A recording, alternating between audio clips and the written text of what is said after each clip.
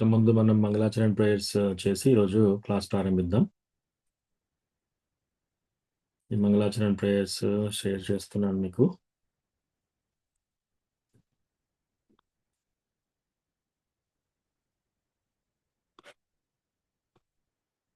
Okay.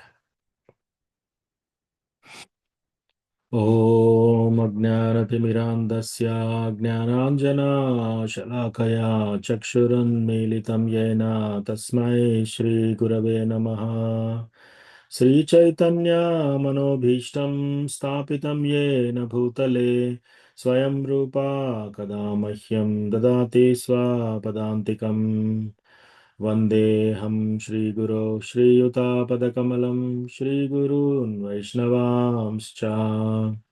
శ్రీరూపం సాగ్రజాతాం సహగణా రఘునాథాన్వితం తం సజీవం సాద్వైతం సావధూతం పరిజనా సహితం కృష్ణచైతన్యదేవం श्रीराधाकृष्णपादान् सहगणा ललिता श्रीविशाखान्वितांश्च.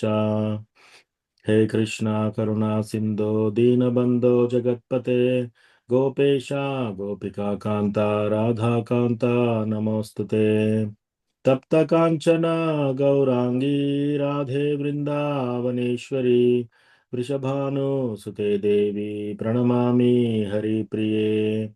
वाञ्छाकल्पतरुभ्यश्च कृपा सिन्धुभ्य एव च पतितानां पावनेभ्यो वैष्णवेभ्यो नमो नमः.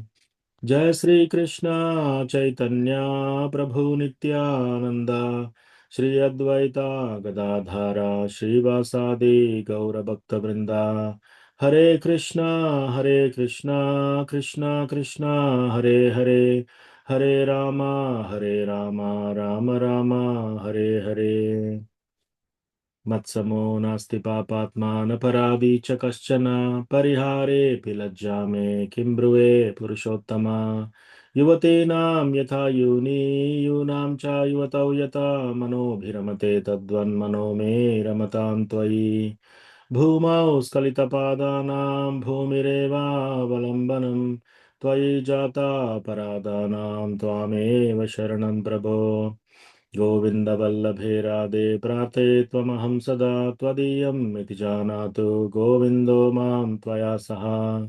राधे वृन्दावनाधीशे करुणामृतवाहिनी कृपया निजपादाब्जा दास्यं मह्यं प्रदीयताम्. त्रिनादपि सुनीचेन तरोरपि सहिष्णुना मानिना मानदेन कीर्तनीय सदा हरिः. कथञ्चन स्मृते यस्मिन् दुष्करं सुकरं भवेत् विस्मृते विपरीतं स्यात् श्रीचैतन्यं नमामि तम्. संसारदुःखजलदौ प्रतितस्य कामा क्रोधादिनक्रमकरे कबलीकृतस्य दुर्वासना निगडितस्य निराश्रयस्य चैतन्यचन्द्र मम देहि पदावलम्बम्. चैतन्यचन्द्र मम देहि पदावलम्बम्. हरे कृष्ण. ఒక్క నిమిషము.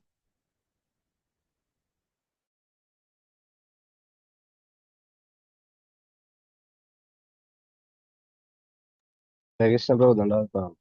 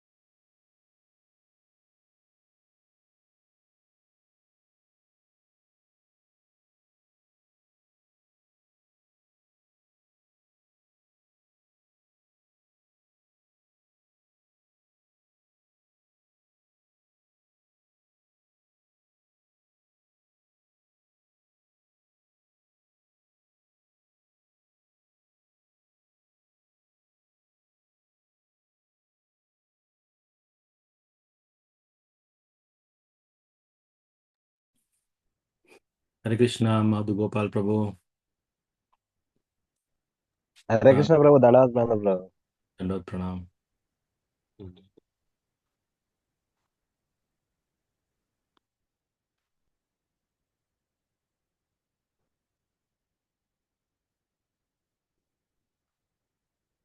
హరే కృష్ణ నారా. సో భక్తులందరికీ స్వాగతం. ఈరోజు భక్తి రిక్షా క్లాస్కి. లాస్ట్ వీక్ మనం క్లాస్ జరుపుకోలేకపోయాము. గోవర్ధన్ ఎక్కువ విలేజ్ ఇనిషియేషన్స్ ఉండింది. సో నాన్నకి మరియు అత్తమ్మకి ఇంకా కొందరు డివోటీస్, వరంగల్ డివోటీస్ ముగ్గురికి దీక్ష అయిందనమాట లాస్ట్ వీక్. చిత్తహారి ప్రభుజీ గురు మహారాజు హిజ్ హోలీనెస్ రాఘనాథ్ స్వామి మహారాజ్. ఎక్కడ వరంగల్ నిన్న ప్రభుజీ? వరంగల్ డివోటీస్ 5 అయింది మాతాజీ. ఎక్కడ మాయాపూర్కి వెళ్ళారా Prabhuji? Govardhan eco village. Okay. ఎక్కడ ప్రభుజీ అది? అది ముంబై ఎయిర్పోర్ట్ నుంచి 3 గంటలు మాతాజీ. సో మన వరంగల్ టెంపుల్ నుంచి 5 అయింది ఈసారి. నాన్నకి అమ్మగారికి ఏమి ఇచ్చారు ప్రభుజీ పేరు? అమ్మగారికి లాస్ట్ ఇయర్ అయింది మాధుర్య రస దేవిదాసి. నాన్నకి ఈసారి ముకుంద స్తోత్రదాస్. తర్వాత అత్తమ్మకేమో సీతారాణి ప్రియా దేవిదాసి. ఇంకా రాధా గౌరాంగి మాతాజీ వాళ్ళ హస్బెండ్ కి రుద్రద్వీపదాస్. ఇంకా వాళ్ళ కొడుక్కి గౌరంగి మాతాజీ వాళ్ళ కొడుక్కి చిత్తహారి గోపాల్ దాస్. చిత్తహారి. రాజు ప్రభుకి రాధేశ్వర గోపాల ప్రభు. 5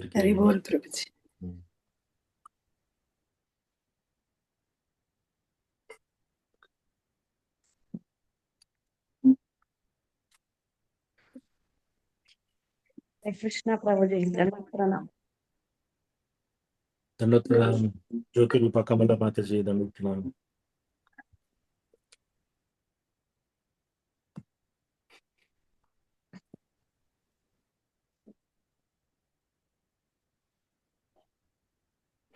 ఓకే. సో ఈరోజు క్లాస్ ప్రారంభించే ముందు ఎవరికైనా ఏమైనా ప్రశ్నలు ఉన్నాయా? ఏమైనా టాపిక్స్ డిస్కస్ చేయాలని ఉందా? చిన్నది క్లారిఫికేషన్ అడుగుదామని ప్రభుజీ. ఎస్ మాతాజీ. అది మనకు యమ నియమ చెప్తారు కదా ప్రభుజీ. మనకు 11వ స్కందంలో 19వ అధ్యాయంలో నాకు కొంచెం అర్థం కాలేదు. ఏంటంటే యమ నియమ చెప్పేటప్పుడు యమకు కొన్ని ఇచ్చారు 12, నియమకు 12 ఇచ్చారు. అంటే యమములలో అహింస, సత్యము, ఇతరుల సొమ్మును దొంగలించుకుంటా, వైరాగ్యము, వినమ్రత, అసంశయము, ధర్మమునందు నమ్మకం, బ్రహ్మచర్యం, మౌనము, స్థైర్యము, క్షమ, అభయము అనేవి 12 అన్నారు. ఎన్నో శ్లోకం? 11వ స్కందము 19వ అధ్యాయము 33, 35 ప్రభుజీ. 2 కలిసి ఉన్నాయి శ్లోకం. 11వ స్కందము 19వ అధ్యాయం 19వ అధ్యాయము 33, 35. 33 to 35 అంటే 2 ఒకటే దాంట్లో ఉంది శ్లోకము. చేస్తాను స్క్రీన్.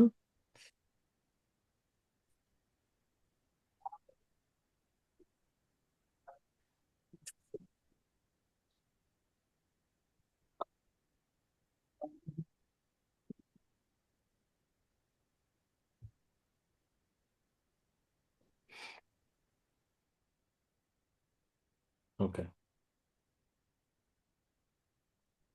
ఓకే మాతాజీ, మీ ప్రశ్న ఏంటి ఇందులో? ఏంటంటే ప్రభుజీ యమముకి 12 ఇచ్చారు, నియమంకి 12 ఇచ్చారు కదా ప్రభుజీ.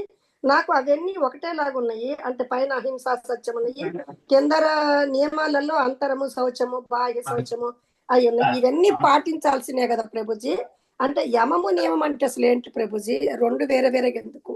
ఏంటి అవి అసలు? సో జనరల్ గా యమ నియమ అనేది మనము భక్తి యోగాలో మనం వాడము. సో ఇది అష్టాంగ యోగాలో ఎవరైతే యోగిస్ మునీస్ ఉంటారో వాళ్ళు హిమాలయాస్కి వెళ్ళి వాళ్ళు అష్టాంగ యోగా ప్రాక్టీస్ చేస్తుంటారు అనమాట. సో వాళ్ళకి అదుగోపాల్ ప్రభు మ్యూట్ చేశానులేండి. యా ఓకే, బ్యాక్గ్రౌండ్ నాయిస్ వస్తుంది. ఓకే, సో మనము అష్టాంగ యోగా చేసే వాళ్ళకి ఫస్ట్ స్టెప్ ఏంటంటే యమతో స్టార్ట్ అవుతుంది. ఓకే, యమ, నియమ, ఆసన, తర్వాత ప్రాణాయామ, ప్రత్యాహార, ధారణ, ధ్యాన, సమాధి. ఇవి అష్టాంగ యోగా అన్నమాట. దాంట్లో ఫస్ట్ స్టెప్ ఏంటంటే యమ. యమ అంటే ఏమి చేయకూడదు, ఏమేమైతే చేయకూడదు అనేది వాటిని యమాలో ఉంటాయన్నమాట. యమ అంటే అది. నియమాలు అంటే ఏంటి, ఏమేమి చేయాలి, ఏమేమి పాటించాలి. యమ అంటే ఏమేమి వదిలేయాలి. సో దాంతో స్టార్ట్ అవుతుంది. సో ఈ శ్లోక చదువుదాం మనం. 11:19:33-35 శ్రీ భగవానువాచ అహింసా సత్యమష్టేయం అసంగో హ్రీర్ అసంచయః ఆస్తిక్యం బ్రహ్మచర్యం చ మౌనం స్థైర్యం క్షమాభయం శౌచం జపస్తమో హోమా శ్రద్ధాతిథ్యం మదర్చనం తీర్థాటనం పరార్థేహ తుష్టిర్ ఆచార్య సేవనం ఏతే యమా సనియమా ఉభయోర్ద్వాదశ స్మృతా పుంసాం ఉపాసితాస్తాత యథా కామం దుహంతి. సో మాతాజీ, దీంట్లో the supreme personality of God head said, దేవాది దేవుడైన శ్రీకృష్ణ భగవానుడు తెలిపాను ఏమని, non violence, truthfulness, not coveting or stealing the property of others, detachment, humility, freedom from possessiveness, trust in the principles of religion, celibacy, silence, steadiness, forgiveness, and fearlessness are the 12 primary disciplinary principles.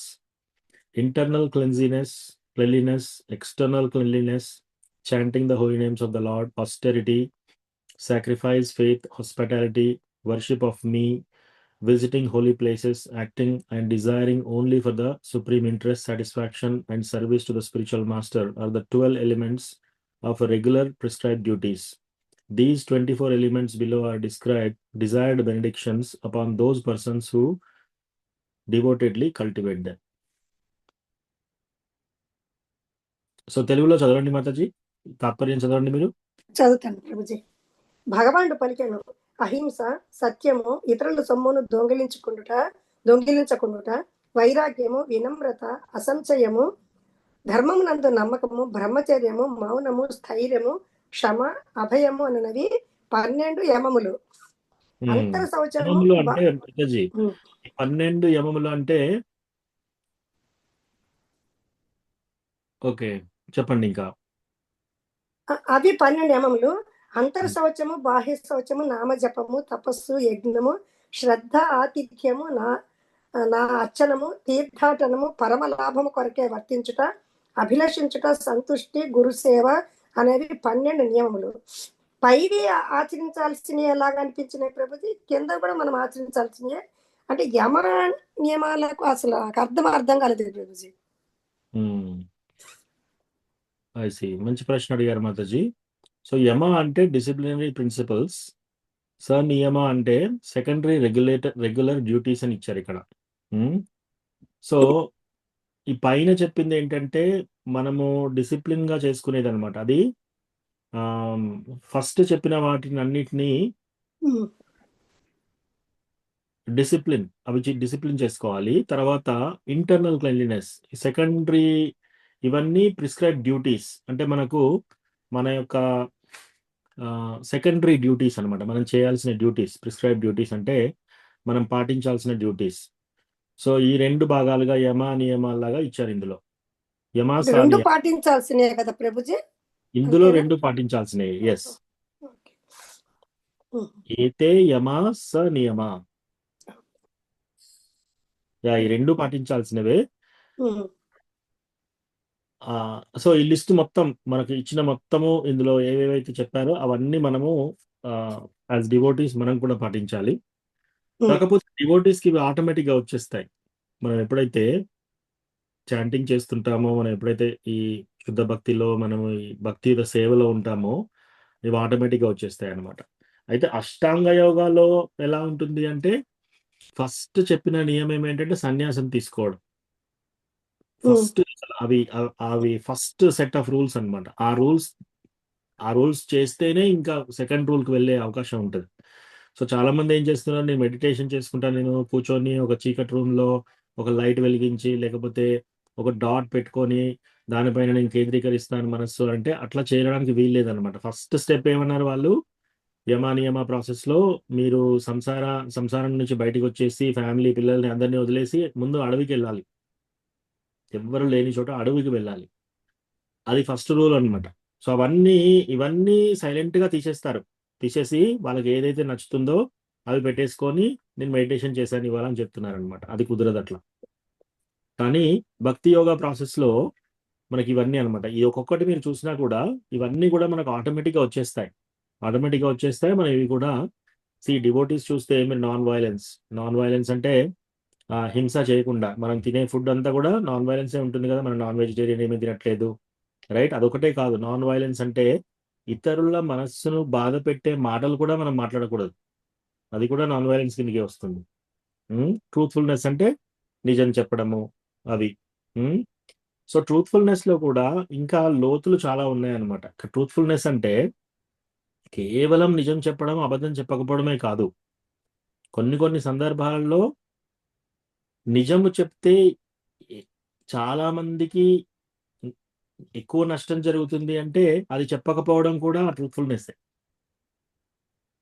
Okay, so అట్లా అనమాట. So మనకి శ్రీల ప్రభుపాద్ ఇవన్నీ ఇంతకు ముందు పర్పోర్ట్స్ లో, భగవద్గీత పర్పోర్ట్స్ లో ఇవన్నీ ఇచ్చారు మనకి డీటెయిల్స్.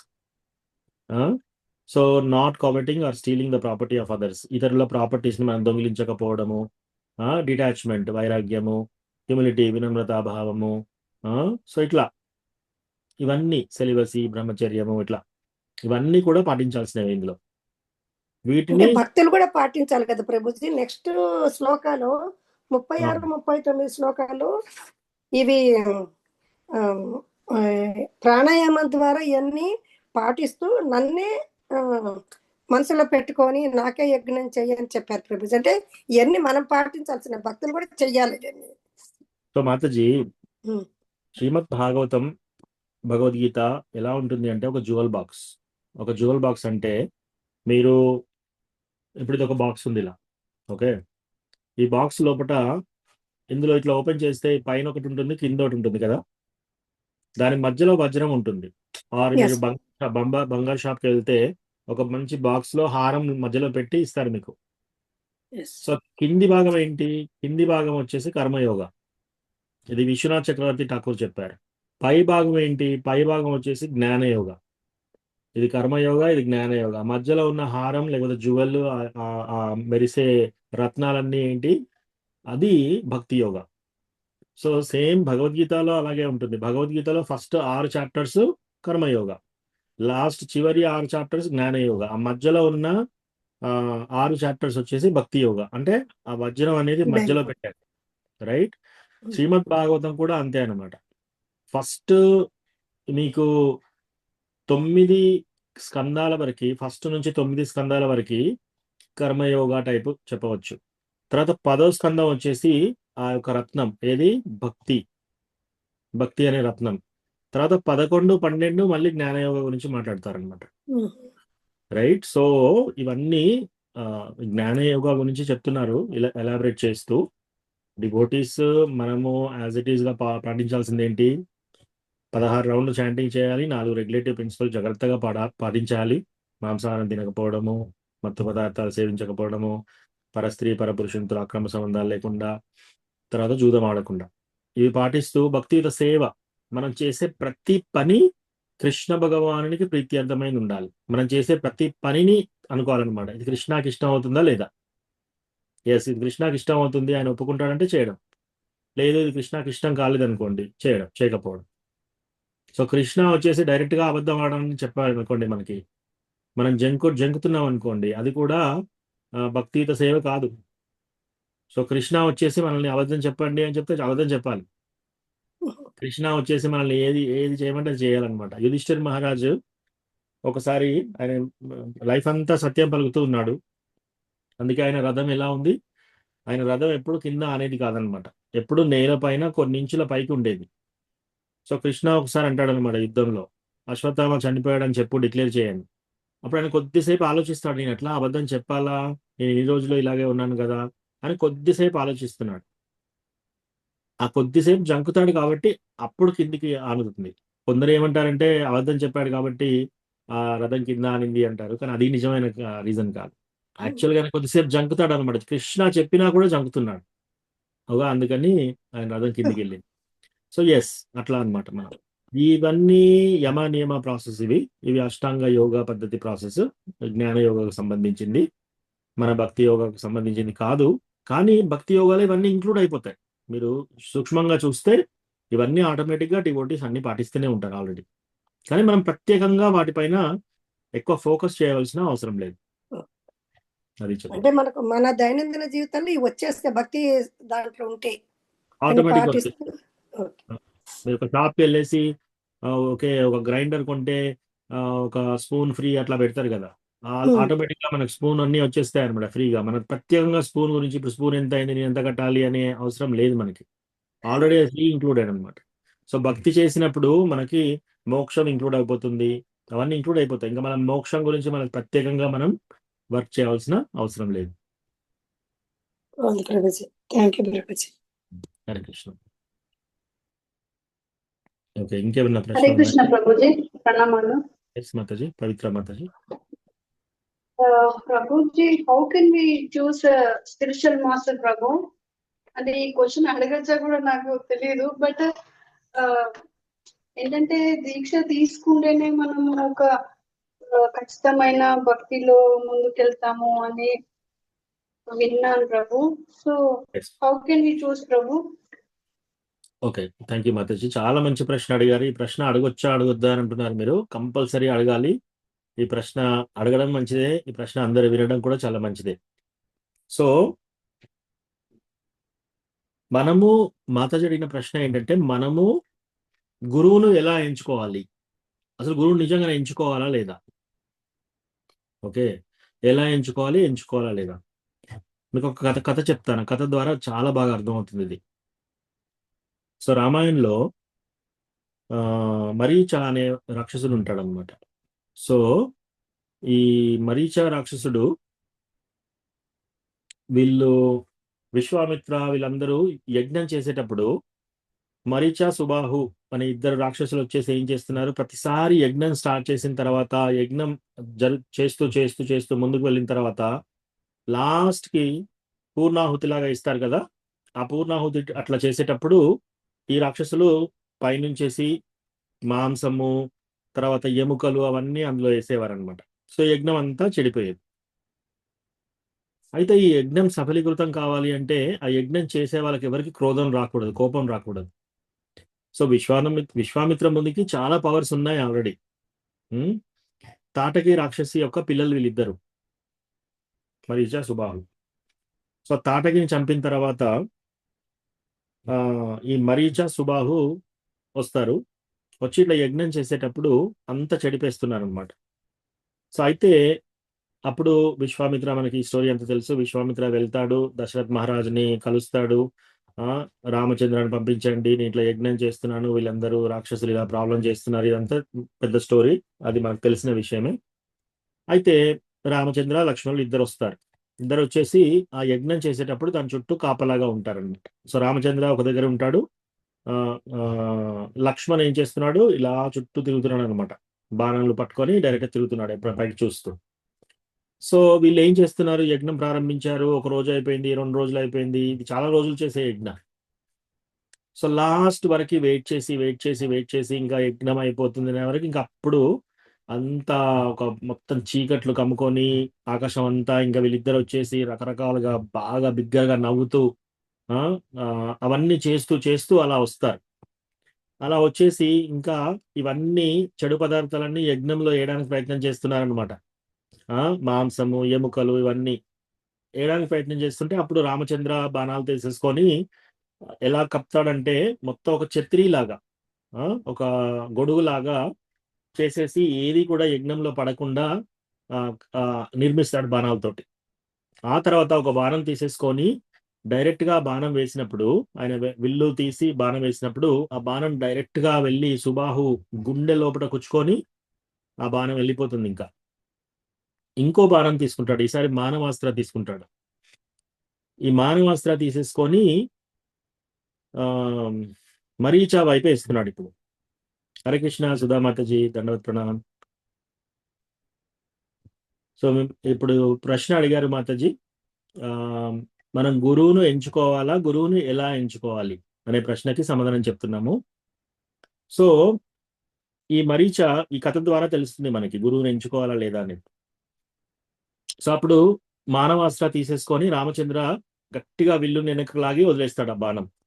సో ఈ మానవాస్త్ర ఏం చేస్తుంది, ఆయనని చంపదు, డైరెక్ట్ గా వెళ్ళేసి ఆయన ఛాతీకి ఇట్లా తగిలి ఆయన ఇట్లా నెట్టేస్తుంది అనమాట. నెట్టేస్తే ఆయన దగ్గరగా ఒక 80 యోజనాలు దూరంలో పడిపోతాడు అనమాట. 100 యోజనాలు. 100 యోజనాలు అంటే 800 మైళ్ళు. ఓకే, 800 మైల్స్ అంటే ఆల్మోస్ట్ 1600 కిలోమీటర్లు. అంటే ఎవరన్నా ఇప్పుడు సపోజ్ మనకి మహారాష్ట్ర ప్రాంతంలో ఎవరన్నా ఆయన తన్నారనుకోండి, ఎవరన్నా కిక్ చేస్తే కాల్తో, ఆయన వెళ్ళి కన్యాకుమారిలో పడ్డాడు అనుకోండి, అంత ఇంపాక్ట్ అనమాట. సో చూడాలి, ఎగ్జాక్ట్ కొలవాలి. ఢిల్లీలో తంతే వెళ్ళి కన్యాకుమారిలో పడతారు. అట్లా పడేసరికి ఈ యొక్క మరీచాకి ఏమైపోతుందంటే చాలా భయం అయిపోతుంది అనమాట. అమ్మ రామచంద్ర ఏంటి, ఆయన పవర్ ఏంటి, ఆయన బాణం ఏంటి, ఒక్క బాణంతో నన్ను ఇంత దూరం పంపించేసేసాడని చెప్పేసి ఇంకా రామ అంటే ఎటు చూసినా ఆయనకు రామే కనిపిస్తున్నాడు. ఎటు చూసినా ఎప్పుడు వస్తాడా రాముడు, ఎప్పుడు వస్తాడా, ఆయన బాణం ఎప్పుడు వేస్తాడు, ఎప్పుడు చంపుతాడు అని చేసి బాగా భయం పెట్టుకుంటాడు లోపల. భయం పెట్టుకొని ఇంకా అసలు ఎవరిని కలవకుండా చాలా అట్లా దూరంగా ఉండి తిరుగుతుంటాడు. ఇంకొక రెండోసారి ఎన్కౌంటర్ అవుతుంది రాముడితో. ఈసారి ఏమవుతుంది, రామ, లక్ష్మణ, సీత వీళ్ళు ముగ్గురు దండకారణ్య ఫారెస్ట్ లో నడుస్తున్నారనమాట. అప్పుడు ఈ యొక్క మరీచ ప్లస్ మరీచ యొక్క ఫ్రెండ్స్ వాళ్ళు కలిసి ఒక జింక వేషంలో వస్తారు. జింక వేషాలలో వచ్చేసి ఆ జింక కొమ్ములతో వెళ్ళి డైరెక్ట్ గా ఋషులను మునులను పొడిచి వాళ్ళని చంపి వాళ్ళ యొక్క మాంసం తినేవాళ్ళు అనమాట. సో ఆ విధంగా వాళ్ళు జింక రూపంగా వచ్చి చంపేవాళ్ళు. ఇక్కడ ఇప్పుడు రాముడు, లక్ష్మణుడు, సీత నడుస్తూ ఉంటే ఈ ముగ్గురు జింకలుగా వస్తున్నారు. వచ్చేసి ఇంకా అటాక్ చేద్దామని చెప్పి ఫాస్ట్ గా ఉరికొస్తున్నారు. ఈ ముగ్గురు ఉరికొస్తుంటే ఆ మధ్యలో ఉన్నది మరీచ. ఇమ్మీడియట్ గా ఆయన దగ్గరకు వచ్చినాక అర్థమైపోయింది, అమ్మ ఆయన రామచంద్ర అని చెప్పేసి ఇమ్మీడియట్ గా వెనక్కి తిరిగి ఇంకా ఫాస్ట్ గా రన్ చేస్తున్నాడు ఆయన. సో రామచంద్ర ఇమ్మీడియట్ గా 2 బాణాలు తీసేస్తాడు, లెఫ్ట్ సైడ్ రైట్ సైడ్ వేసేస్తాడు, వాళ్ళ ఇద్దరిని సంహరిస్తాడు, 2 జింకల్ని. ఆ తర్వాత ఇంకో బాణం తీసేసి మళ్ళీ ఇంకా బాణం వేసేస్తాడు. ఏగానే మరీచ ఎంత ఫాస్ట్ గా ఉరుకుతున్నాడంటే, ఎంత ఫాస్ట్ గా పరిగెడుతున్నాడంటే ఆ బాణం వచ్చే లోపు ఆయన ఎంతో దూరం వెళ్ళిపోతాడు అనమాట. ఇంకా ఇప్పుడు రెండోసారి అయిపోయింది, రామచంద్రాన్ని రెండోసారి ఫేస్ చేశాడు. ఇంకా ఎటు చూసినా రామే కనబడుతున్నాడు ఆయనకి. ఎందుకంటే ఫస్ట్ టైము ఆయన ఆ దెబ్బ ఎలా తగిలింది, ఆ బాణం ఇంపాక్ట్ ఎలా ఉంది అంటే మళ్ళీ ఎటు చూసినా నిద్రలో రామే కనబడుతున్నాడు, కళ్ళు తెరిస్తే రామే కనబడుతున్నాడు. ఇప్పుడు రెండోసారి ఎన్కౌంటర్ అయింది, వీళ్ళిద్దరు చనిపోయారు, స్నేహితులు ఇద్దరు రాక్షసులు. ఇంకా ఆయన ఏం చేస్తాడు, ఇప్పుడు అన్ని వదిలేస్తాడు. ఇంకా ఆయన ఇంకా బట్టలన్నీ తీసేస్తాడు, రాక్షస బట్టలన్నీ తీసేసి ఒక సాధువులాగా కాషాయ వస్త్రం వేసేసుకుంటాడు. ఆయన బిల్డింగ్ లో అక్కడ ఉండేవాడు, ఆ బిల్డింగ్ వదిలేస్తాడు. ఇంకా వైరాగ్యం, ఇంకా నేను అన్ని వదిలేస్తున్నానని వదిలేస్తాడు అనమాట. వదిలేసి ఒక కుటీరం కట్టుకుంటాడు శ్రీలంకలో. లంక రాజ్యంలో ఒక కుటీరం కట్టుకొని సో ఆ లంకా రాజ్యంలో సాధువులాగా అనమాట, ఓన్లీ రూట్స్ కందమూలాలు తింటూ అటు ఇటు చూసి ఎప్పుడు భయపడుతున్నారు అనమాట. ఎవరన్నా వచ్చేసి పేరు చెప్తున్నాను, రవి అని పేరు చెప్తున్నాను అనుకోండి, రా అనగానే ఆయనకి ఇమ్మీడియట్ గా భయం అవుతుంది. ఇక మా రామ అని ఎప్పుడు అంటారా అని చెప్పేసి, ఎందుకంటే రామ అంటే అంత భయం పెట్టుకున్నాడు. సో ఫుల్ 100% రామ కాన్షియస్ లో ఉన్నాడు అనమాట, కృష్ణ కాన్షియస్ లో. సో కానీ చెడుగా ఉన్నాడు. భయంతో, ప్రేమతో కాదు. సో అట్లా ఆయన ఏంటి వదిలేస్తాడు, అందరినీ వదిలేసి కందమూలాలు తింటూ కాషాయ వస్త్రాలు వేసుకొని సాధువులాగా బతుకుతున్నాడు. ఎవరన్నా వచ్చేసి రా అని చెప్తే ఇంకా ఎక్కడ మా అంటారు అని చెప్పి హడలిపోతున్నాడు. సో అది ఆయన పరిస్థితి. సో ఇంతలో ఒకరోజు రావణాసురుడు వస్తాడు. రావణాసురుడు వచ్చేసి చూసి ఈయన వేషం మార్చుకున్నాడు, ఇదంతా కథ ఇదంతా చూస్తాడు. చూసి ఒక ప్లాన్ ఉంది. యాక్చువల్ రావణాసురుడు యొక్క మామ ఇతను మరీచ. సో ఇప్పుడు రావణాసురుడు ఒక టాస్క్ ఇస్తున్నాడు అనమాట. నేను ఒక ప్లాన్ చెప్తాను, నేను ఒక స్త్రీని అపహరించడానికి ప్రయత్నం చేస్తున్నాను, తన భర్తతో అక్కడ ఆ స్త్రీ అలా ఉంది. సో నువ్వేం చేయాలంటే ఫస్ట్ వెళ్ళి ఒక జింక వేషం వేసేసుకొని దూరంగా తీసుకెళ్ళాలి భర్తని, అప్పుడు నేను ఆ స్త్రీని చేయొచ్చు. అంటే ఓకే, ఎవరు వాళ్ళు చెప్పు అంటారు. అంటే ఆమె సీత, ఆమె భర్త పేరు వచ్చేసి రామ. అని చెప్పగానే ఇమ్మీడియట్లీ ఆ మొత్తము శరీరం అంతా వణికిపోతుంది దానికి. వణికిపోయి ఓ ఓ రావణ, నేను చాలా మంచిగా చెప్తున్నాను విను. రాముడు మామూలు వ్యక్తి అని నువ్వు అనుకుంటున్నావు. ఓకే, నాకు ఒకసారి ఈ విధంగా అయింది. నేను విశ్వామిత్ర యజ్ఞ పాడు చేస్తున్నప్పుడు రామ నా దగ్గర ఒక బాణం వేశాడు నాకు. ఆ బాణం వేస్తే నేను 100 యోజనాలు సముద్రంలోకి పడ్డాను. అప్పటి నుంచి నేను ఎప్పుడు రామ అనే శబ్దం వినిపిస్తే అప్పుడు నేను హడలిపోతున్నాను, భయపడుతున్నాను. నువ్వు దయచేసి ఈ పని మాత్రం చేయకు. నీకు బ్రతికి ఉండాలనే ఆశ ఉంటే ఈ పని చేయకు. నీ నీ యొక్క రాజ్యం, నీ యొక్క దేశం అంతా సుభిక్షంగా ఉండాలంటే ఈ పని తలపెట్టుకోకు. అట్లా అనమాట, అంతా బోధిస్తున్నాడు. సో లాస్ట్గా రావణుడు చెప్తాడు అనమాట, నువ్వు ఈ పని చేయకపోతే నేను చంపుతాను. ఈ పని నువ్వు కంపల్సరీ చేయాల్సింది. నీ దగ్గర నేను క్లాస్ తీసుకోవడానికి రాలేదు, ఇప్పుడు నేను చెప్పింది నువ్వు చేయాలి అంటాడు. సో ఇప్పటికి ఇంకా మరీచాకు అర్థమైపోతుంది, ఇక్కడ ఎట్లాగో నేను చచ్చిపోవాలి. అటు వెళ్తే రాముడు చంపేస్తాడు, ఇటు వెళ్తే రావణాసుడు చంపేస్తాడు. సో అట్లీస్ట్ నేను రాముడి చేతిలో చనిపోతానని డిక్లేర్ అయిపోతాడు. డిక్లేర్ అయిపోయి వెళ్తాడు. వెళ్ళి ఎప్పుడైతే ఇంకా వెళ్ళి ఒక జింకలాగా వేషం వేసేసుకుంటాడు, ఒక బంగారు లేడీ లాగా. రకరకాలుగా ఒకసారి ఇట్లా చూసి మెరుస్తూ కళ్ళు, చెవులు అన్ని చాలా అందంగా ఉంటాయి. సో ఇది చూసి సీతామాత చాలా అట్రాక్ట్ అయిపోయి, ఈ యొక్క జింక చాలా బాగుంది, మనం అడవిలోకి వచ్చాము, ఇప్పుడు ఈ జింకని తీసుకెళ్దాం, మనతో పాటు మళ్ళీ అయోధ్యకు తీసుకెళ్దాం, నాకు ఈ జింక తీసుకొస్తావా అని చెప్పి రావణ అడుగుతుంది అనమాట. ఇది ఫస్ట్ కోరిక అడుగుతుంది. సో అప్పుడు రామచంద్ర చెప్తాడనమాట. రామచంద్ర ఇంకేం మాట్లాడక ముందు అప్పుడు లక్ష్మణ్ అంటాడు అనమాట, ఇది జింక కాదు, ఓ రామ, ఓ సీతామాత, మీరు నిర్దేశించిన 84 లక్షల జీవరాశుల్లో ఈ జింక లేదు. ఈ జింక ఎవరో కాదు, ఈ జింక ఒక రాక్షసి, మరీచా రాక్షసుడు మిమ్మల్ని దూరంగా తీసుకెళ్లి ఇక్కడ ఏదో విపత్తు సృష్టించడానికి ప్రయత్నం చేస్తున్నాడు. అంటే ఇంకా అప్పటికి రాముడు వెళ్ళిపోలేదు, సీతామాత ఇంకా ఈ లక్ష్మణ్ రేఖ ఇవన్నీ రాలేదు కదా. సో జస్ట్ వదిలేయండి, దీన్ని ఎక్కువ పట్టించుకోకండి అని.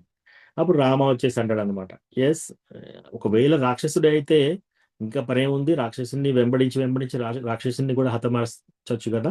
సో ఆ విధంగానైనా రాక్షసుని హతమారుస్తాను. ఒకవేళ ఇది జింకే అయితే నేను తీసుకొచ్చేసి సీతకు గిఫ్ట్ గా ఇస్తాను, మనం అయోధ్యకి తీసుకెళ్దాం, 2 విధాలుగా మంచిదే కదా అని చెప్పేసి అప్పుడు రామ సీతామాతని శిబిరంలోకి తీసుకెళ్లి అప్పుడు ఇంకా విల్లు పట్టుకొని ఆ రాక్షసుని అదే ఆ జింకని వెంబడిస్తున్నాడు అనమాట. సో జింక ఏం చేస్తుంది, ఇటు ఊరికి కొద్దిసేపు అక్కడ మాయమైపోతుంది, మళ్ళీ ఇటు ఊరికి కనిపించి మళ్ళీ ఇక్కడ మాయమైపోతుంది. సో రామచంద్ర అట్లా లోపలికి ఇటు లోపలికి వెళ్తున్నాడు అనమాట. సో చాలా లోపలికి వెళ్ళినాక అప్పుడు రాముడికి అర్థమైపోతుంది, ఎస్, ఇది రాక్షస జింక, డెఫినెట్లీ నన్ను చాలా దూరం తీసుకురావడానికి ట్రై చేసింది అని చెప్పి అర్థమైపోయి ఇప్పుడు ఎట్లాగైనా చంపేద్దాం దీన్ని అని చెప్పేసి ఇంకా బాణం తీసేసి డైరెక్ట్గా ఆయనను చంపాలని బాణం పెట్టేసి షూట్ చేస్తాడు. ఎప్పుడైతే బాణం వదిలేస్తాడో అది వెళ్ళి డైరెక్ట్గా ఆయన యొక్క హృదయంలో నుంచి ఆయన గుండెని చీల్చుకుంటూ వెళ్ళిపోతుంది. అప్పుడు మరీచా లాస్ట్ టైం ఏం చేస్తాడు, ఆయన గాలిలో బాగా హైట్, బాగా చివరికి ఇట్లా ఎగిరి లక్ష్మణ్, సీత అని అరుస్తూ ప్రాణాలు వదిలేస్తాడు. సో గురువు లేని వాళ్ళ పరిస్థితి ఇలా ఉంటుంది, రైట్? ఇతను ఏం చేశాడు? ఒక సాధువులాగా అయ్యాడు. సాధువులాగా తింటున్నాడు, సాధువులాగా కుటీరంలో ఉంటున్నాడు, కందమూలాలే తింటున్నాడు, సాధువు వస్త్రాలు వేసుకున్నాడు, కాషాయ వస్త్రాలు, మరీచ, అన్ని సాధువులాగానే చేస్తున్నాడు. కానీ గురువు లేడు. సో గురువు లేనంత వరకు మనం కూడా ఒక మరీచా టైప్ రాక్షసులమే, రైట్? సో మనకి గురువు కంపల్సరీ ఉండాలి. గురువు లేకపోతే మన స్పిరిచువల్ వరల్డ్కి, మనం భగవంతుని ధామానికి వెళ్ళడానికి వీలు కాదు. భగవంతుడు మన పైన చూడాలి అంటే ఒకటే ఒక రీజన్, నా యొక్క శుద్ధ భక్తుని దగ్గర ఇతను షెల్టర్ తీసుకున్నాడు కాబట్టే భగవంతుని చూపు మన మీద పడుతుంది. అంతవరకు భగవంతుడు అసలు మనల్ని చూడడానికి యోగ్యత లేదు మనకి. ప్లస్ ఇంకోటి, మనకి ఏది కరెక్ట్, ఏది చేయాలి, ఏది చేయకూడదు అనేది గురువు మనకు చెప్పాలి. గురువు చెప్తేనే మనకు అర్థమవుతుంది. గురువు చెప్పకుండా మన సొంతంగా మనమే గురువుని పెట్టుకొని, లేదా మన ఊహాగానాలే మనం చేసేసుకొని, ఇది ఇట్లా చేస్తే బాగుంటుంది, ఇది ఇట్లా చేస్తే బాగుంటుంది అని మన నిర్దేశన చేసుకుంటూ ఉంటే అప్పుడు ఆ ఆ యొక్క సాధు లైఫ్కి ఒక మీనింగ్ కూడా లేదనమాట. సో 100% గురువు అనేది కావాలి, 100%. ప్రభు అంటే ఎలా చూస్ చేసుకోవాలి ప్రభు? అంటే ఇప్పుడు రాజనాథ్ స్వామి, లేకపోతే జయపతాక స్వామి, ఇంకో వేరే వాళ్ళు, అంటే హౌ ఎలా చూస్ చేసుకోవాలి ప్రభు? మనకి సూట్ అవుతారా? మేము వాళ్ళ సూట్ అవుతాము సార్ అలా. ఎస్. సో ఫస్ట్ ప్రశ్న క్లియర్ అయింది కదా, మనకు గురువు 100% కావాలి. ఓకే, Yes, ప్రభు. సో అది తెలుసుకోవాలి మనం. సో గురువు లేకుండా మనం అసలు భగవంతుని వైకుంఠ కూడా వెళ్ళలేము. సో గురువు అనేది గ్యారంటీ. ఒకవేళ మనం అక్కడ వరకు వెళ్ళినా కూడా గురువు లేదు కాబట్టి మనల్ని బ్యాక్ పంపించేస్తారు. అదొకటి గుర్తుపెట్టుకోవాలి. ప్రభుజీ, పురంధరదాసు అనేసి మీరు వినుంటారు, మహాకృష్ణ భక్తుడు ఆయన.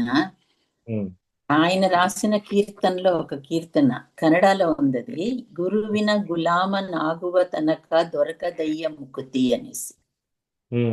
గురువుకి గులాం అవ్వాలంట, అప్పుడైతే నీకు ముక్తి అనేది దొరుకుతుంది అనేసి కీర్తన రాసినారు ఆయన. 100% Mataji, thank you. Thank you Prabhu. మనం గురువుకు గులాం అంటే ఏంటి? గురువు దగ్గర మన శరణాగతి తీసుకోవాలి. ఆ శరణాగతి తీసుకోకపోతే మనకు ముక్తి కానీ, లేకపోతే ఈ భక్తి కానీ, గోలోక వృందావనంలో లేక ఈవెన్ వైకుంఠాల్లో కూడా మనకి ఎంట్రన్స్ అనేది ఉండదు. సో అది క్లియర్ అయిపోయింది. నెక్స్ట్, గురువును మనం ఎలా చూడాలి, ఎలా ఎంచుకోవాలి? గురువుని ఎంచుకునే కెపాసిటీ మనకు ఉండదు. మన దగ్గర అటువంటి ప్యూరిటీ, అటువంటి శక్తి, ఏ గురువుని చూడాలనేది శక్తి మన దగ్గర లేదు. కాకపోతే ఎవరు గురువు కావాలనేది మనకు శాస్త్రాల్లో చెప్పారనమాట. ఉపదేశామృత సిరిలో ఫస్ట్ శ్లోకాలు ఏం చెప్తున్నారు? వాచో వేగం, మనస క్రోధ వేగం, జిహ్వా వేగం, ఉదరోపస్థ వేగం, ఏతాన్ వేగాన్ యో విషహేతధీరా సర్వానపి మాం పృథివీంశ శిష్యాత్. పృథివీంశ శిష్యాత్, ఈ యొక్క వీటిని ఎవరైతే జయిస్తారో పృథివీంశ శిష్యాత్, వాళ్ళు పృథివీ మొత్తం శిష్యులుగా చేర్చుకోవచ్చు. ఎవరట? వాచో వేగం, వాళ్ళ యొక్క వాక్ యొక్క వేగాన్ని అణుచుకున్న వాళ్ళు. ఓకే, వాచో వేగం, మనసః క్రోధ వేగం, వాళ్ళ యొక్క మనస్సు యొక్క వేగాన్ని అణిచిన వాళ్ళు. మనస్సు ఎంతో వేగంగా పనిచేస్తుంది. ఎవరన్నా వచ్చి ఒక మాట అన్నారనుకోండి, వాళ్ళని ఈ మాట అనాలి, వాళ్ళని ఇట్లా చేయాలి, వాళ్ళని ఈ విధంగా దండించాలి, ఈ విధంగా చేయాలి అని మన మైండ్లో బాగా నడుస్తుంది అనమాట.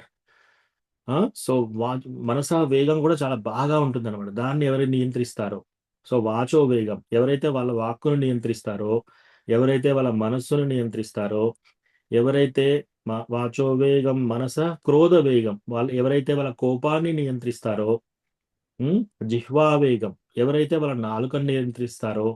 నాలుకకు 2 లక్షణాలు ఉంటాయి. సో నాలుక ఏం చేస్తుంది? ఒకటి, నాలుక ఏదన్నా ఒకటి ఏది కనబడితే అది తినాలి అని చూస్తుంది నాలుక. రెండోది, ఏది మాట్లాడాలంటే అది మాట్లాడాలనిపిస్తుంది ఈ నాలుకకి. ఈ 2 ఉంటాయి. సో మనం ఎప్పుడైతే కృష్ణ ప్రసాదం తింటున్నాం అనుకో నాలుకకి, అప్పుడు ఆ నాలుక కంట్రోల్గా ఉంటుంది. భగవంతుని నామ జపం చేస్తున్నాం అనుకోండి, ఈ చాడీలు చెప్పడము, లేకపోతే నలుగురు చెప్పే మాటలు, మనం చెప్పేది, వాళ్ళు చెప్పేది, అవి వినకుండా కంట్రోల్ ఉంటుంది అనమాట. సో జిహ్వా వేగం, జిహ్వా అంటే నాలుక. ఉదరో వేగం, ఉదర వేగం అంటే కడుపు. కడుపు అంటే దీని అర్థం ఏంటి? కడుపును కూడా కంట్రోల్ చేసుకోవడం. కడుపు అంటే ఏంటి? అన్ని కలెక్ట్ చేయడం. ఓకే, నేను ఇక్కడ ఈ ల్యాండ్ కొంటాను, ఇక్కడ ఈ ఈ ఈ నగలు తీసుకుంటాను, ఈ బట్టలు ఇక్కడ ఈ బట్టలు తీసుకుంటాను, తర్వాత ఇక్కడికి వెళ్ళి జ్యువెలరీ, అంటే అన్ని కూడబెట్టుకోవడం, వాళ్ళకి కనపడిందెల్లా కూడబెట్టుకోవడం, అంటే ఎక్కువగా ఆశపడి అన్ని సమకూర్చుకోవడం. అది ఉదర వేగం అంటారు, కడుపు యొక్క వేగం. ఉపస్థ వేగం అంటే పురుషాంగం, స్త్రీ అంగాలు. సో బేసికల్గా మనం పిల్లలు పుట్టడానికి వాడే అంగాలు ఉంటాయి కదా, సో వాటిని కూడా నియంత్రించిన వాళ్ళు. ఎవరైతే ఈ వాచో వేగం, మనస క్రోధ వేగం, జిహ్వా వేగం, ఉదర ఉపస్థ వేగం, వీటన్నిటిని ఎవరైతే నియంత్రించగలుగుతారో, ఈ వేగాల్ని ఎవరైతే నియంత్రించగలుగుతారో వాళ్ళు పృథివీంశ శిష్యాత్, వాళ్ళు ఈ యొక్క భూమిలో ఎవరినైనా కూడా శిష్యునిగా చేర్చుకోవచ్చు అనమాట. సో అది మనము చూడాలి. మనము ఏ గురువు దగ్గర దీక్ష తీసుకోవాలి అనేటప్పుడు మనం ఫస్ట్ చూడాలన్నమాట, వాళ్ళు ఈ ఈ వేగాలన్నిటిని నియంత్రించారా లేదా అని. ఓకే, సో ఈ వేగాలన్నీ నియంత్రించిన అని తెలుసుకున్న తర్వాత, అందులో ఇప్పుడు మనకి ఇస్కాన్లో ఉన్నారనుకోండి, ఇస్కాన్లో దీక్ష ఇచ్చే గురువులు దగ్గర దగ్గర ఒక 100 మంది ఉన్నారు. ఓకే, ఇస్కాన్ లాంటి సంస్థలో కూడా 100 మంది ఉన్నారు. సో దాంట్లో మనం చూడాలి, మనకి ఏ గురు మహారాజ్ దగ్గర మనకు స్ఫూర్తి లభిస్తుంది, ఏ గురు మహారాజ్ దగ్గర ఆయన యొక్క టీచింగ్స్ మన హృదయానికి తగులుతున్నాయి, ఏ గురు మహారాజ్ దగ్గర వాళ్ళు క్లాసెస్ చెప్పినప్పుడు మనకు వినాలని బాగా కుతూహలం అనిపిస్తుంది, మన యొక్క భక్తి ఇన్స్పిరేషన్, మన యొక్క భక్తి పెరుగుతుంది. ఎక్కడ పెరుగుతుంది?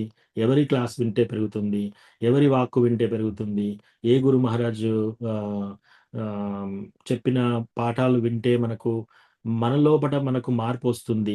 ఇవన్నీ టెస్ట్ చేసుకోవాలి మనం. ఇవన్నీ చేసుకొని మనకు నచ్చిన గురువు మహారాజస్ని కొందరిని సెలెక్ట్ చేసుకొని మనం వాళ్ళ యొక్క పాఠాలు విని, వాళ్ళ యొక్క క్లాసెస్ విని, వాళ్ళు ఏం చెప్తున్నారు, వాళ్ళ స్ఫూర్తి ఏంటి అది తెలుసుకోవాలి. మనం తెలుసుకొని అప్పుడు ఆ గురువు దగ్గర నేను ఈ గురువు దగ్గర దీక్ష తీసుకుంటాను అని మనము చెప్పాలి. మరి గురు మహారాజ్ లోకల్గా ఉండడు, వరంగల్ టెంపుల్లో, హైదరాబాద్ టెంపుల్లో గురు మహారాజాస్ కనపడరు మనకి. సో అప్పుడు ఎట్లా? గురు మహారాజ్ ఎప్పుడు కూడా మనతో ఉండాలి, మనతో చాలా కొంచెం టైం స్పెండ్ చేయాలి, ఇది కాదు. ప్లస్ గురు మహారాజ్ దగ్గరికి వెళ్ళి ప్రశ్న కూడా ఎట్లా అడగాలి, మన యొక్క ఆధ్యాత్మిక ప్రశ్న ఏంటి. ఓకే, గురువు దగ్గరికి వెళ్ళేసి నేను స్టాక్ మార్కెట్లో ఏ స్టాక్లో పెడితే నాకు డబ్బులు వస్తాయి, లేకపోతే నాకు పిల్లలు పుట్టాలని దీవించండి, నీ ఇల్లు కొనాలని దీవించండి, నేను ఒక వాహనం కొనుక్కోవాలని దీవించండి, ఇట్లా చేయొద్దు అనమాట. గురువు దగ్గరికి వెళ్ళినప్పుడు మనం ఏం చేయాలి? ఈ సంసార బంధనాల నుంచి నేను విముక్తి కావాలి, నా దగ్గర నా లోపల ఎన్నో అనర్థాలు ఉన్నాయి, వాటి నుంచి నేను బయటికి రావాలి, కృష్ణాన్ని తెలుసుకోవాలి, కృష్ణ ప్రేమ తెలుసుకోవాలి. ఇది మనం గురువు దగ్గర అడగాలి అనమాట. సో అట్లా మనం చూసి రీసెర్చ్ చేయాలి. రీసెర్చ్ చేసి ఎంతమంది గురు మహారాజు ఉన్నారు, ఏ గురు మహారాజు ఉన్నారు, ఎవరి దగ్గర మన స్ఫూర్తి, అవన్నీ చూసిన తర్వాత అప్పుడు మనం ఒక గురువును నిర్ణయించుకోవాలి. అప్పుడు ఆ గురు మహారాజు యొక్క సీనియర్ డిసైపుల్స్ ఎవరో ఉంటారు టెంపుల్లో, మన లోకల్ టెంపుల్లో, వాళ్ళని అప్రోచ్ అయిపోయి నేను ఈ పలానా గురు మహారాజ్ దగ్గర నేను దీక్ష తీసుకోవాలని అనుకుంటున్నాను, శరణాగతి తీసుకుందాం అనుకుంటున్నాను, ప్రాసెస్ చెప్పండి అంటే వాళ్ళు మిమ్మల్ని మీ పేరు అందులో యాడ్ చేస్తారు. యాడ్ చేసి మళ్ళీ ఎప్పుడైతే గురువు దగ్గర దీక్ష వస్తుందో అప్పుడు మళ్ళీ గురువు దగ్గర దీక్ష తీసుకునేటప్పుడు, ఈ ఫలాని గురు మహారాజ్ యొక్క శిష్యులు చాలా పలుకుబడిలో ఉన్నారు, నేను కూడా వీళ్ళతో పాటు వెళ్తే నాకు పలుకుబడి పెరుగుతుంది, అట్లా చూడొద్దు. ఓకే, ఈ గురు మహారాజ్తోని దీక్ష తీసుకుంటే నాకు మా ఇంటికి వస్తాడు గురు మహారాజు, మా ఇంట్లో భోజనం చేస్తారు, అట్లా చూడకూడదు. ఈ గురు మహారాజ్ దీక్ష తీసుకుంటే నాకు తొందరగా దీక్ష వచ్చేస్తుంది, 2-3 నెలల్లో దీక్ష వచ్చేస్తుంది, అట్లా చూడకూడదు. మనం ఎలా చూడాలి? నన్ను కృష్ణ దగ్గరికి తీసుకెళ్ళాలి ఈ గురువు అయితే, ఈ గురువు దగ్గర నేను ప్రాణాలైనా అర్పించడానికి సిద్ధంగా ఉన్నాను అని అట్లా మనకి హృదయంలో అనిపించాలన్నమాట.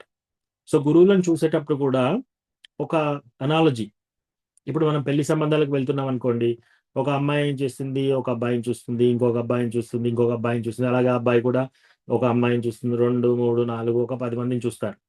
చూసి ఎక్కడో ఒకడ వాళ్ళు ఇష్టపడతారు. సో అలాగే ఒక గురు మహారాజు, రెండో గురు మహారాజు క్లాసులు విని విని ఇట్లా చూసి చూసి చూసి ఎక్కడో ఒకడ మాత్రం మనకు స్ఫూర్తి అనిపిస్తుంది, ఎస్ ఈ యొక్క గురువు నాకు గురువు, నేను పెళ్లి విషయంలో కూడా అంతే కదా, ఇతన్ని నేను పెళ్లి చేసుకుంటానని నిర్ణయం తీసుకుంటారు. అట్లా మనకు అది వచ్చేంత వరకు మనం వెయిట్ చేయాలి. వెయిట్ చేసేసి ఎప్పుడైతే మనం గురువు దగ్గర ఇంకా ఫిక్స్ అయిపోయినాం అనుకోండి, ఇంకా యూజువల్లీ ఒకసారి మనం ఒక గురువు దగ్గర ఫిక్స్ అయిన తర్వాత యూజువల్గా మనం మార్చకూడదు. యూజువల్ ఒకవేళ మనం ఫిక్స్ అయిపోయిన తర్వాత ఒకవేళ గురువు దేహాన్ని వదిలేశారనుకోండి, అప్పుడు ఇంకో గురువుని తీసుకోవచ్చు. That's okay. సో అది రెగ్యులర్ ప్రాసెస్. సో ఇదంతా ఓవరాల్ ప్రాసెస్ మాతాజీ. అందరికీ కరెక్ట్గా చెప్పాను ఈ ఆన్సర్.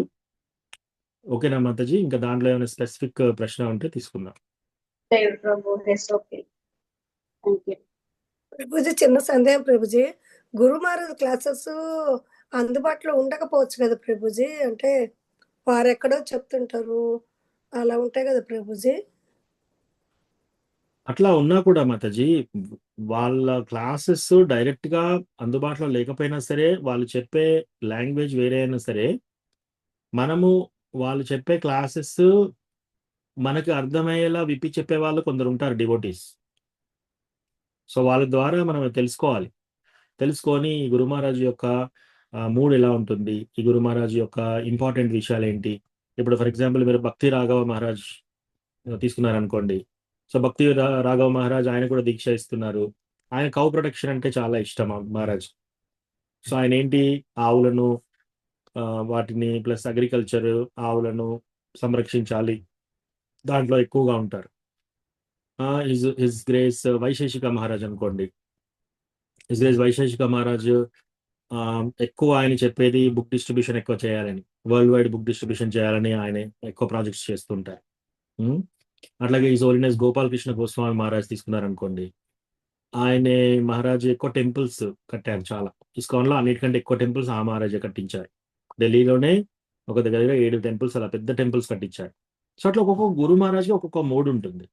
సో మనం కూడా చూడాలి, మనం ఏ మోడ్తో మనం ఏకీభవిస్తున్నాం, ఏ మోడ్తో మనకి ఇన్స్పిరేషన్ లభిస్తుంది, అట్లా అది చూడాలన్నమాట. అంతేగాని ఎక్స్టర్నల్గా చూడొద్దు. ఎక్స్టర్నల్గా చూసేసి ఈ గురువు అయితే నాతో మాట్లాడతారు, నాతో ఫోటో దిగుతారు, ఆ గురువు అయితే నాతో మాట్లాడరు, ఈ గురువు అయితే నాకు మా ఇంటికి వస్తారు, అట్లా చూడకూడదు. సో ఆ గురువు చెప్పే లక్షణాలు ఏంటి, ఆ లక్షణాలు మనం అట్రాక్ట్ అవుతున్నామా, అది చూడాలన్నమాట. అది చూసేసి ఆ విధంగా మనం గురువుకి సరెండర్ కావాలి. ఇంకా గురువుకు సరెండర్ అయితే ఎప్పుడైతే మనము ఒక్కసారి ఈ గురువు దగ్గర నేను దీక్ష తీసుకుంటాను అని మనం డిసైడ్ అయిపోతే, ఆ రోజు నుంచి మన కృష్ణ భగవానుని యొక్క కృప ఆ గురువు ద్వారా మనకు అందుతుంది.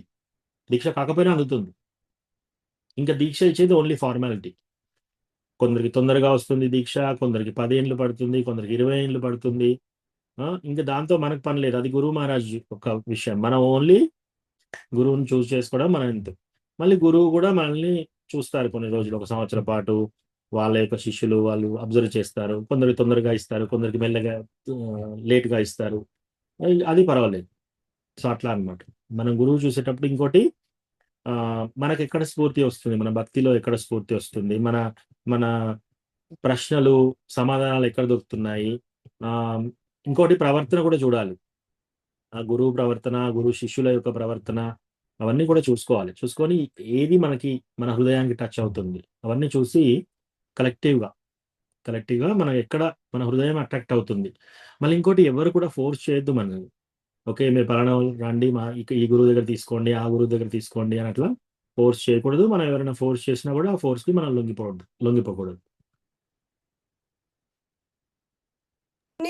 శిక్షా గురువుల ద్వారానే తెలుస్తాయి కదా ప్రభుజీ ఇన్ఫర్మేషన్ అంతా, అంటే పలానా గురువులు ఉన్నారు, గురు మహారాజులు ఉన్నారు అనేసి శిక్షా గురువుల ద్వారానే తెలుసుకోగలం కదా ప్రభుజీ.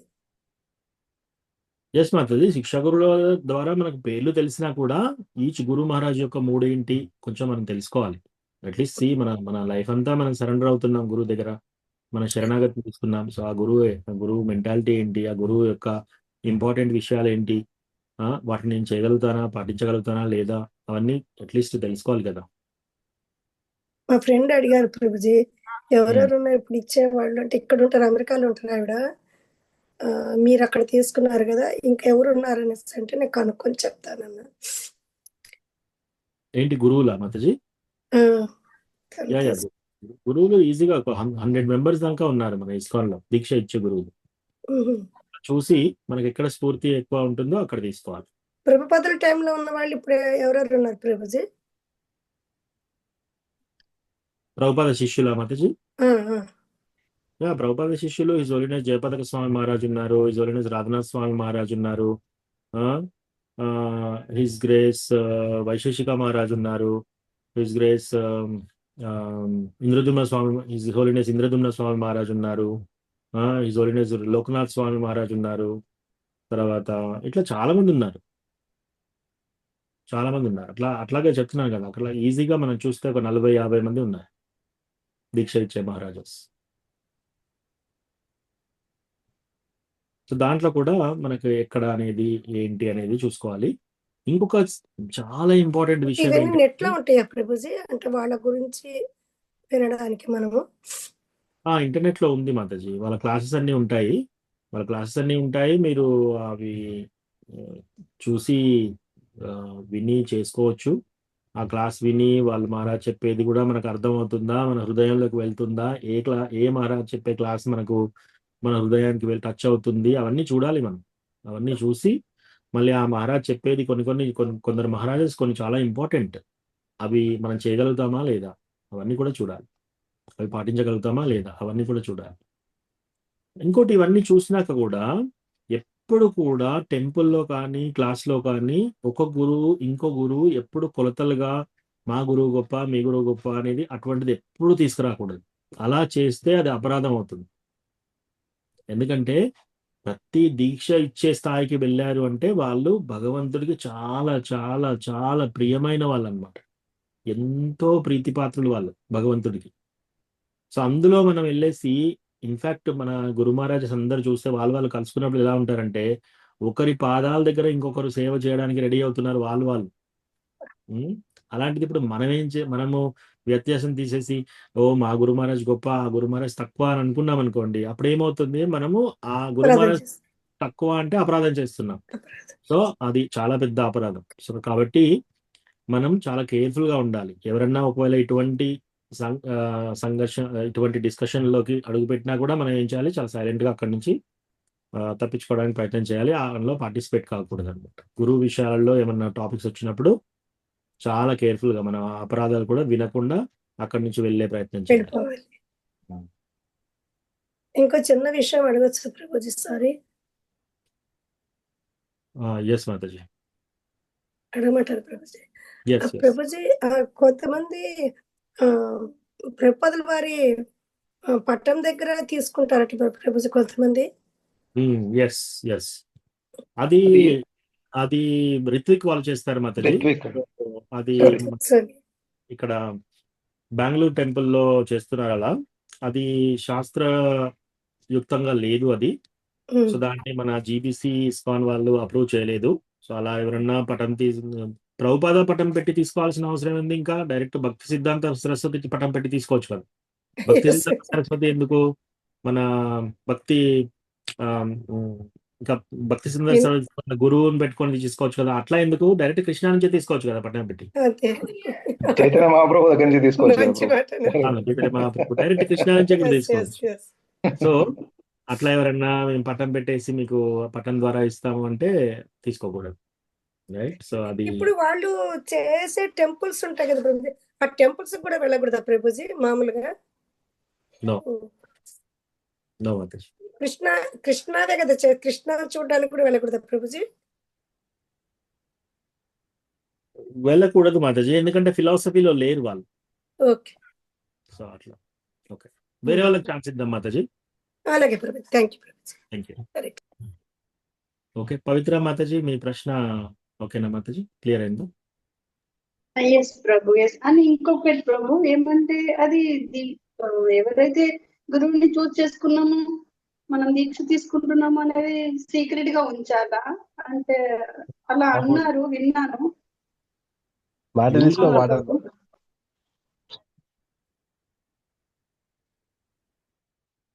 ఓకే. సో ఎప్పుడైనా సరే మన యొక్క బీట్స్ అంటే మన యొక్క జపమాల, మన యొక్క గురువు, మన యొక్క ఇష్ట దైవం, ఈ మూడు ఎప్పుడు సీక్రెట్ గా ఉంచాలి. ఈ మూడు పబ్లిక్ గా చెప్పుకోకూడదు. పబ్లిక్ గా మనం జపమాల మనకు బ్యాగ్ ఎందుకు ఉంటుంది? సో జపమాల మన బ్యాగ్ లోపల పెట్టుకొని మనం చాంటింగ్ చేస్తుంటాం. ఓన్లీ ఈ ఫింగర్ బయట పెట్టేసి మనం చాంటింగ్ చేస్తుంటాం. రైట్? అట్లా లేకుండా డైరెక్ట్‌గా జపమాల మొత్తం పెద్దది పట్టుకొని అట్లా చాంటింగ్ చేయొచ్చు కదా మనం. సో, జపమాల ఒకటి, గురువు ఒకటి, 3 మన ఇష్ట దైవం. ఈ 3 పబ్లిక్‌గా అనౌన్స్ చేయకూడదు. ఎవరైనా సపోజ్ క్లాస్ చెప్తున్నారు. క్లాస్ చెప్పేటప్పుడు మీరెవరు? మీ గురువు మహారాజా ఎవరు? అని అట్లా ప్రశ్నించినప్పుడు యెస్ మనం ఆన్సర్ చెప్పొచ్చు. కానీ ఫస్టే వెళ్లి నేను ఈ పలాని గురువు శిష్యుడిని, ఈ పలా పలాని గురువు యొక్క శిష్యుడిని అని చెప్పి పబ్లిక్‌గా అనౌన్స్ చేయడము అట్లా చేయకూడదు. సో, అది ఈ 3 మాత్రం సీక్రెట్‌గా పెట్టుకోవాలి. ఓకే అవసరమైనప్పుడు ప్రభు. చెప్పాలి. ఓకే. అవసరమైన పరిస్థితిలో చెప్పొచ్చు. కానీ ఇంకా డైరెక్ట్‌గా ఆహ్, యూజువల్‌గా చేయకూడదలా. ప్రభు ఇంకోటి థ్యాంక్ యూ. ఇంకో నా డౌట్స్ అన్ని క్లారిటీ అండి. ఇంకోటి సీ మనం గురు మహారాజ్ దగ్గర దీక్ష తీసుకున్న తర్వాత మన యొక్క ప్రవర్తన కూడా చాలా చక్కగా ఉండాలి. ఎందుకంటే మన ప్రవర్తన ద్వారా పలాని గురు మహారాజ్ యొక్క శిష్యుడు ఇలా ప్రవర్తిస్తున్నాడు అనేటట్టు తీసుకురాకూడదు. సో, మనం చాలా జాగ్రత్తగా ఉండాలి. ఇప్పుడు మనము ఇస్కాన్ డివోటీస్ ఒకటి. మన ప్రవర్తన మనం బయటికెళ్ళేసి ఏమన్నా అటు ఇటు ప్రవర్తించామనుకోండి, చూసారా ఇస్కాన్ డివోటీస్ ఇలా ప్రవర్తిస్తున్నారేంటి? ఇస్కాన్‌కి బ్యాడ్ నేమ్ వస్తుంది.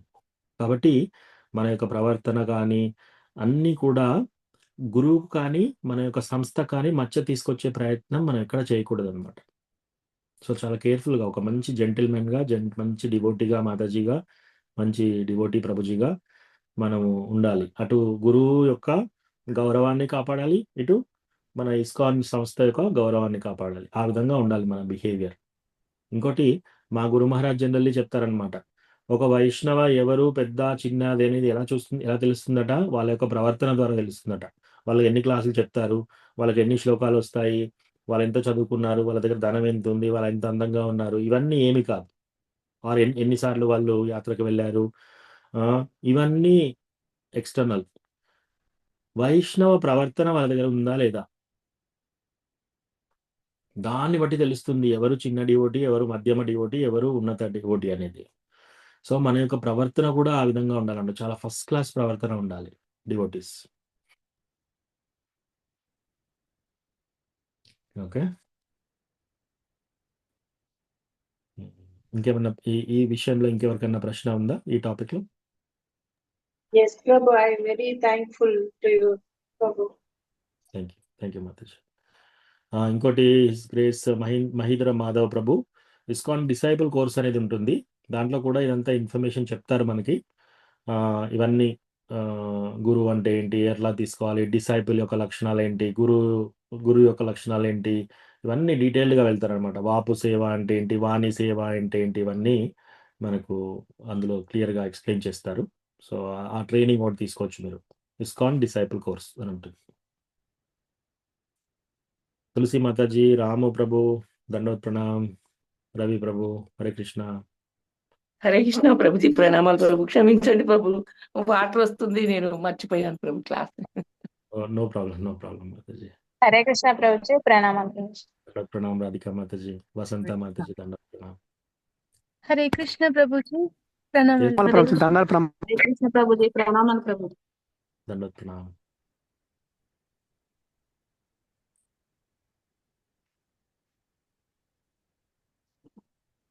ఓకే, ఇంకేమన్నా ప్రశ్న ఉందా? మనం భగవద్గీత చదువుదామా?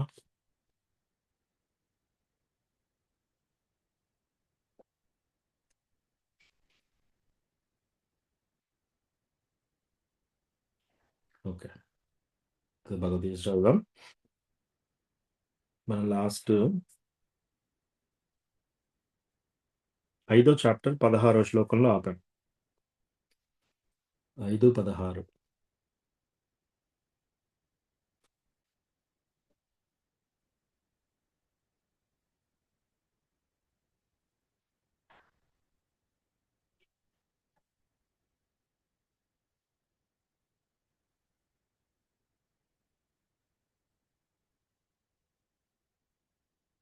నెక్స్ట్ మంత్ స్టార్ట్ అయిందా?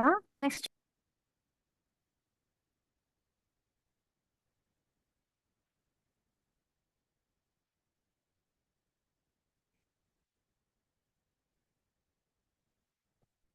ఓకే, ఒక 3 శ్లోకాలు ముందుకు వెళ్ళి మనం నెమరు వేసుకుందాం. లాస్ట్ టైం ఎక్కడ ఆపాం అనేది. సో ఇప్పుడు మనం ఏ చాప్టర్లో ఉన్నాము? కర్మయోగము, శ్రీకృష్ణ భక్తి రసభావిత కర్మ, ఆ చాప్టర్లో ఉన్నాము.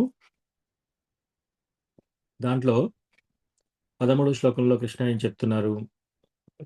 సర్వకర్మాణి మనసా సన్యస్యాస్తే సుఖం వసి నవద్వారే పురే దేహి నైవ కుర్వన్న కారయన్. దేహమునందున్న జీవుడు తన స్వభావమును నియమించి మానసికముగా కర్మలన్నింటినీ త్యజించినప్పుడు కర్మను చేయక మరియు కర్మకు కారణము కాక నవద్వారపు నందు దేహములో సుఖముగా వసించును. ఈ దేహంలో నవద్వారాలున్న దేహం, ఈ దేహంలో నవరంధ్రాలున్న ఈ యొక్క దేహంలో సుఖంగా ఎప్పుడు మనం జీవించగలుగుతామట?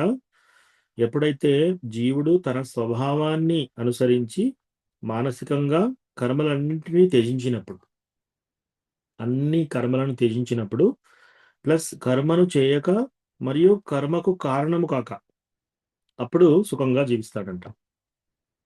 అంటే ఇది కర్మయోగా యొక్క సెక్షన్. దాని గురించి ఎక్స్ప్లెయిన్ చేస్తున్నారు ఇక్కడ. 14వ శ్లోకం.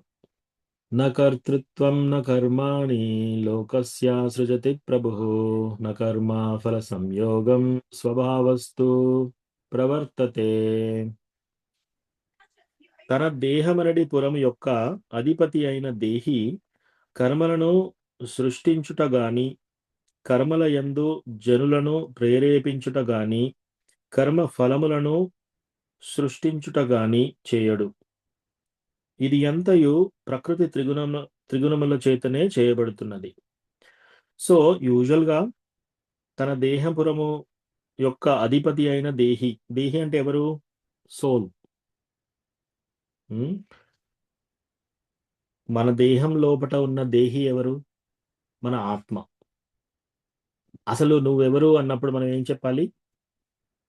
ఇప్పుడు ఫర్ ఎగ్జాంపుల్ ఎవరైనా వచ్చేసి మధుగోపాల్ ప్రభుని నువ్వెవరు అని అడిగారు అనుకోండి. ఓకే, సో మనం ఏం చెప్తాము?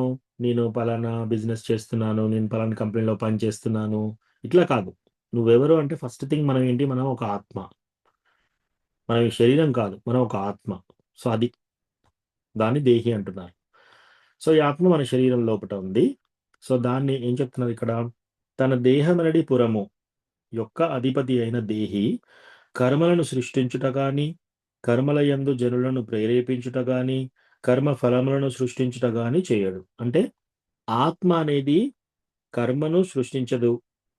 ఆత్మ అనేది కర్మ చేయమని వేరే ఆత్మలని ప్రేరేపించదు. ఆత్మ అనేది కర్మ ఫలాలను, రిజల్ట్స్, కర్మ మనం పని చేసినప్పుడు ఆ రిజల్ట్స్ ఉంటాయి కదా, వాటిని కూడా సృష్టించదు. ఇది అంతయు ప్రకృతి త్రిగుణాలతో చేయబడుతున్నది. సో ప్రకృతి త్రిగుణాలంటే ఏంటి? సత్వగుణం, రజోగుణం, తమోగుణం. సో ఎట్లా అయితే మనం ఒక తోలుబొమ్మలాట చూడడానికి వెళ్ళినప్పుడు ఆ బొమ్మ ఏం చేస్తుంది? ఒకసారి చేయిలా లేపుతుంది, ఇట్లా డాన్స్ చేస్తున్నప్పుడు చేతులు లేస్తుంటాయి, కాళ్ళు లేస్తుంటాయి, అట్లా. కానీ అసలు ఏమవుతుంది? తాళ్ళు ఉంటాయి. ఈ చేతికి ఒక తాడు కడతారు, వెనక నుంచి గుంజుతున్నారు దాన్ని. ఆ తాడు గుంజినప్పుడల్లా ఈ చేయి లేస్తుంది ఇలా. సో అట్లా తోలుబొమ్మ ఆడేటప్పుడు ఏం చేస్తున్నది? వెనకాల బొమ్మలు ఆడిస్తున్నారనమాట తాళ్ళు గుంజుతూ. అదే విధంగా మనల్ని అందరినీ ఆడించేది ఎవరు? ప్రకృతి త్రిగుణాలు.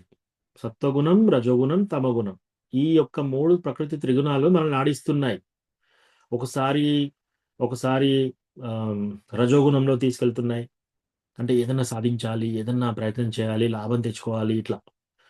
ఒకసారి తమోగుణంలోకి ఆడిస్తున్నాయి. ఎలా? తమోగుణం అంటే లేజినెస్, నిద్ర లేవడము, చాలా లేటుగా లేవడము, ఆలస్యము, బద్ధకము, లేకపోతే మాంసాహారం తినడము, మత్తు పదార్థాలు సేవించి పడుకోవడము, ఇట్లా అనమాట తమోగుణం. ఇంకా కొన్నిసార్లు సత్వగుణం, మంచిగా స్నానం చేసేసి బొట్టు పెట్టేసుకొని టెంపుల్కి వెళ్ళి దేవుడి దగ్గర దండం పెట్టుకొని ఏదన్నా ఒక బుక్ చదువుకోవడం, అట్లా. సో ఇదంతా సత్వగుణం. ఇవన్నీ ఏం చేస్తున్నాయి? ఆ తాళ్ళు గుంజుతున్నారు వెనకాల నుంచి. సత్వగుణం, రజోగుణం, తమగుణం, అవి నడిపిస్తున్నాయి ఇవన్నీ. ఇక్కడ పనులన్నీ ఈ ప్రకృతి త్రిగుణాలచే నడుస్తున్నాయి అన్నమాట. సో మనం డివోటీగా మనం ఏం చేయాలి? ప్రకృతి త్రిగుణాల నుంచి బయటికి పడాలన్నమాట, ఎదగాలి, పైకి రావాలి. అప్పుడు మనము సరైన స్థితిలో ఉన్నట్టు అర్థం. సో ఇది కూడా మనం లాస్ట్ టైం చూసాము. 15వ శ్లోకం. నాదత్తే కస్యచిత్ పాపం నచైవా సుకృతం విభుః అజ్ఞానేనావృతం జ్ఞానం తేన ముహ్యంతి జంతవః. భగవానుడు ఎవరి పాపమును గాని పుణ్యమును గాని గ్రహింపడు. అయినను జీవులు వారి నిజ జ్ఞానమును ఆవరించడి అజ్ఞానముచే మోహము పొందుచున్నారు. సో చాలా మంది అనుకుంటారనమాట, నా కర్మను తీసేసుకో, నా కర్మను తీసేది భగవంతుడా, అట్లా ఇట్లా అని. సో భగవంతుడు ఎప్పుడు కూడా ఎవరి పాపాన్ని ఎవరి పుణ్యాన్ని కూడా గ్రహింపడు.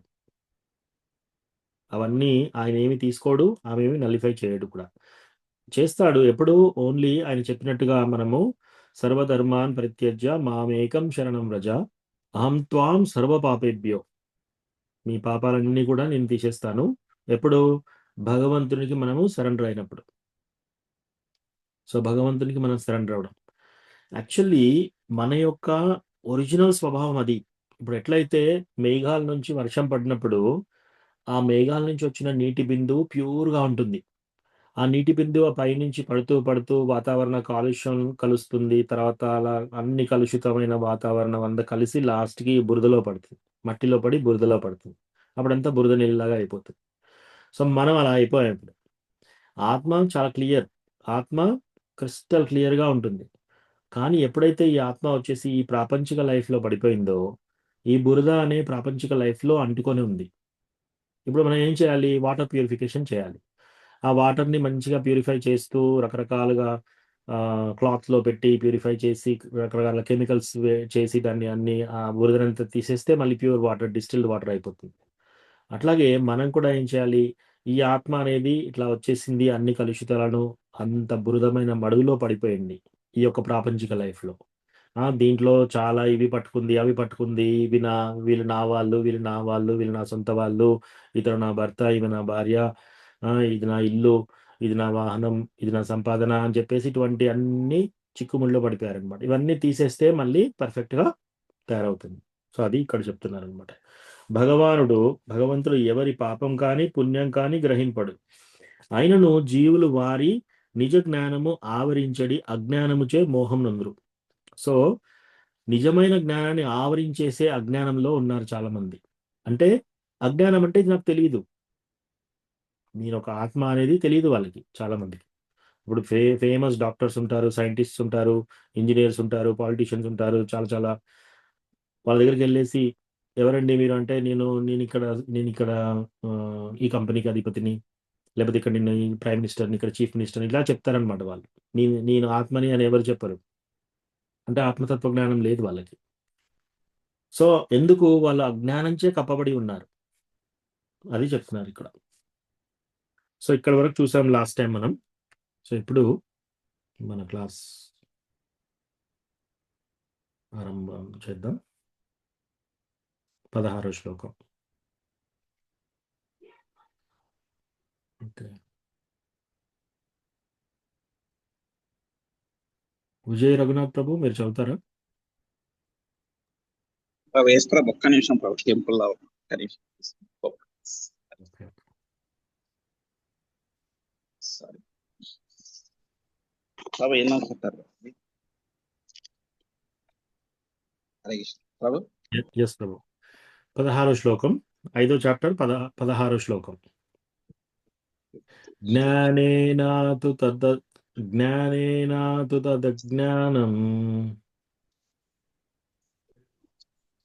జ్ఞానేనాతు తదజ్ఞానం యేషాం నాశితమాత్మనః తేషాం ఆదిత్యవజ్ఞానం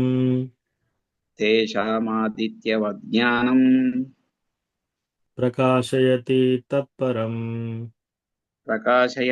తత్పరం.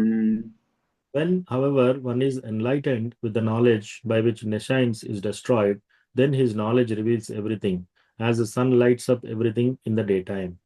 చదవండి ప్రభు. ఆయన మనిషి అజ్ఞానాన్ని నశింపజేసే జ్ఞానంతో వివేకవంతుడైనప్పుడు పగటి సమయంలో సూర్యుడు సమస్తాన్ని ప్రకాశింపజేసినట్లు అతని జ్ఞానము సమస్తాన్ని వెల్లడి చేస్తుంది. థ్యాంక్ యూ ప్రభు. హరే కృష్ణ. ధన్యవాదాలు. Thank you Prabhu. సో ఇప్పుడు ఇంతకుముందు మనం ఎగ్జాంపుల్ తీసుకున్నాం కదా, ఎప్పుడైతే ఈ ఆత్మ అనేది ఈ నీళ్ళు అనేటి బురదలో పడ్డాయనుకోండి, అంతా అంటుకోనండి మళ్ళీ ప్యూరిఫై చేసినాం అనుకోండి, అప్పుడు మళ్ళీ చక్కగా ఆ వాటర్ స్థితి యథాస్థితికి వచ్చేస్తుంది. ఆ విధంగానే ఈ అజ్ఞానాన్ని నశింపజేసుకొని జ్ఞానముచే, ఈ అజ్ఞానం ఏదంటే నువ్వు బాడీ కాదు, నువ్వు శరీరం కాదు, నువ్వు ఆత్మవి అనేది ఎప్పుడైతే గురు మహారాజ్ ద్వారా మనం తెలుసుకుంటామో, అప్పుడు ఈ అజ్ఞానం తొలగిపోయి జ్ఞానంచే మనుజుడు ప్రకాశవంతుడైనప్పుడు పగటి సమయమున సూర్యుడు సర్వమును ప్రకాశించజేయనట్లు. ఇప్పుడు మనం రాత్రి నడుస్తున్నాం అనుకోండి, మనకు చీకట్లో ఏమీ కనబడదు. అదే మీరు మిట్ట మధ్యాహ్నంలో వెళ్ళారనుకోండి, అన్ని కనిపిస్తాయి మీకు ఈజీగా. ఎక్కడ బొంద ఉంది, ఎక్కడ రాయి ఉంది అన్నీ తెలిసిపోతాయి, ఎక్కడ నీళ్లున్నాయి. అదే మీరు చిమ్మ చీకట్లో వెళ్తున్నారనుకోండి, అప్పుడు ఏమవుతుంది, మీరు అడుగు ఎక్కడ వేస్తున్నారు, మీరు నీళ్ళల్లో వేస్తున్నారా, రాయికి తగులుతుందా, గోడకు తగులుతుందా, మనకి ఎగ్జాక్ట్గా తెలియదు. సో మధ్యాహ్నం ఇప్పుడు మొత్తం వెళ్తుంది. సో ఈ అజ్ఞాన పొరలు వదిలిపోయాయి అనుకోండి, అప్పుడు మనకు ఆటోమేటిక్గా సూర్యుడు తేజస్సులాగా మధ్యాహ్నం పూట ఎంత చక్కగా కనిపిస్తుందో, ఆ విధంగా మనకు అన్ని క్లియర్గా కనిపిస్తాయి. అతని జ్ఞానము సర్వమును వ్యక్తపరచును. అందుకే మీరు చూసారనుకోండి, డివోటీస్ ఎవరన్నా క్లాసెస్కి వచ్చేసి, వాళ్ళకి చదువు వచ్చినా సరే చదువు రాకపోయినా సరే వచ్చేసి జస్ట్ కేవలం చాంటింగ్ స్టార్ట్ చేసేసి క్లాస్ వింటూ టెంపుల్కి వెళ్ళి ఈ 4 రెగ్యులేటివ్ ప్రిన్సిపల్స్ ఫాలో అయ్యి జస్ట్ ఒక 6 నెలలే అవుతుంది, వాళ్ళ జ్ఞానం అంతా వచ్చేస్తుంది వాళ్ళకి. గమనించారా మీరు? వాళ్ళకి చదువు సంధ్యలో అవసరం లేదు. అలా కాకుండా ఎంత పెద్ద చదువులు చదివినా సరే, ఒక డివోటీ కాలేజ్ అనుకోండి, ఎంత పెద్ద చదువు చదివినా సరే అజ్ఞాన పొరలనేవి పోవు. సో ఇక్కడ ఓన్లీ ఆ జ్ఞాన దర్శనం ఎవరు చేస్తున్నారు? గురువు చేస్తున్నారు అన్నమాట. ఓం అజ్ఞాన తిమిరాంధస్య జ్ఞానాంజన శలాకయ చక్షురున్మీలితం ఏన తస్మై శ్రీ గురవే నమః. మనం ప్రతిసారి గురువుకు ఎందుకు నమస్కరిస్తున్నాం? ఓం అజ్ఞాన తిమిరాంధస్య, నా అజ్ఞానం తిమిరాంధస్య, ఈ తిమిరాంధస్య జ్ఞానాంజన శలాకాయ, నాకు జ్ఞానం అనే ఈ యొక్క కళ్ళజోడు ఇస్తున్నాడు భగవంతుడు. ఈ అజ్ఞానం తొలగించేసి ఇట్లా ఇవ్వమని చెప్పి మనము గురువుని ప్రార్థన చేసి మనం ఇది స్టార్ట్ చేస్తున్నాం ప్రతిసారి. అంటే ఇది ఓన్లీ గురువే మనకి ఇది తొలగించగలుగుతాడు అనమాట, ఇంకెవ్వరు తొలగించలేరు. సో అది చాలా ఇంపార్టెంట్. అందుకే గురువు యొక్క కృప లేనిది అసలు మనం ఏమీ చేయలేము. అసలు మనం మామూలుగా నువ్వు ఈ శరీరం కాదు, నువ్వు ఆత్మవి అనే విషయం కూడా మనకు అర్థం కాదు. ఎవరన్నా వచ్చి చెప్పినా కూడా పైన పైన ఉంటుంది, కానీ మనకు నిజంగా అర్థం కాదు. అందుకని ఫస్ట్ స్టెప్ ఏంటి? గురువు పాదాశ్రయం, గురువు దగ్గర షెల్టర్ తీసుకోవాలి. లేదా గురువు దగ్గర షెల్టర్ తీసుకున్న వాళ్ళ దగ్గర వాళ్ళు చెప్పింది వినడం ప్రయత్నం చేయాలన్నమాట. ఇప్పుడు మనం డాక్టర్ దగ్గరికి వెళ్తాం, బాగా రోగం వచ్చేసింది మనకి, ఓకే. డాక్టర్ దగ్గరికి వెళ్ళిన తర్వాత డాక్టర్ చూస్తాడు, అన్ని టెస్టులు చేస్తారు, అన్ని చూసి స్టెథోస్కోప్ పెట్టి అన్ని చూసి ఒక చిట్టి పైన ఒక 3-4 మెడిసిన్స్ ఇస్తారు. ఓకే, మంచిగా ఉంది, డాక్టర్ని కలిసాం, వచ్చాము, ఆ చిట్టిలో ఆ మెడిసిన్స్ ఉన్నాయి, పడేస్తాం. మన రోగం నయం అయిపోతుందా? ఏం కాదు.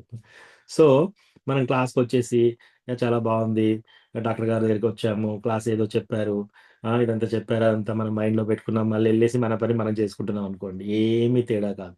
మన యొక్క రోగం అనేది క్యూర్ కాదు. మనం ఏం చేయాలి? డాక్టర్ ఇచ్చిన రసీదు తీసుకెళ్ళి మెడిసిన్స్ కొనుక్కొని అవి వాడాలి. అవి రోజు ఆ లెక్క చొప్పున వేసుకుంటూ ఉంటే అప్పుడు మన రోగం క్లియర్ అవుతుంది. అదేవిధంగా మనం క్లాస్కి వెళ్ళి గురువు దగ్గర కూర్చొని గురువు చెప్పిన పాఠాలు విని మళ్ళీ వెళ్ళి మన పనులు మనమే చేసుకున్నాం అనుకోండి, ఏమీ పనిచేయదు. మళ్ళీ వెళ్ళి రిఫ్లెక్ట్ చేసుకోవాలి, ఆ గురువు ఏం చెప్పాడు, ఆ చిట్టిలో ఏం ఇచ్చాడు. ఓకే, 16 రౌండ్లు చాంటింగ్ చేయమని చెప్పాడు, 4 రెగ్యులేటివ్ ప్రిన్సిపల్స్ ఫాలో కమ్మన్నారు, ఓకే, ఇవన్నీ ఓకే, లెట్ మీ ఫాలో, నేను చేస్తాను చూడండి అని అట్లీస్ట్ మొదలు పెట్టారనుకోండి, అప్పుడు ఆ రోగం నయం అవుతుంది అనమాట. అలా కాకుండా మనం వైద్యుని దగ్గరికి వెళ్ళేసి ఆ చిట్టి తీసుకొని మనం ఏమీ చేయలేదనుకోండి, మనల్ని మనం మోసం చేసుకుంటున్నాం. కాబట్టి ఫస్ట్ స్టెప్ ఏంటంటే డివోటీస్ దగ్గరికి వెళ్ళి వాళ్ళు చెప్పినట్టుగా మనం పాటిస్తూ వెళ్తే మనకు ఆటోమేటిక్గా మనకు ఆ జ్ఞానం అనేది వచ్చేస్తుంది, మనకు అన్నీ వచ్చేస్తాయి.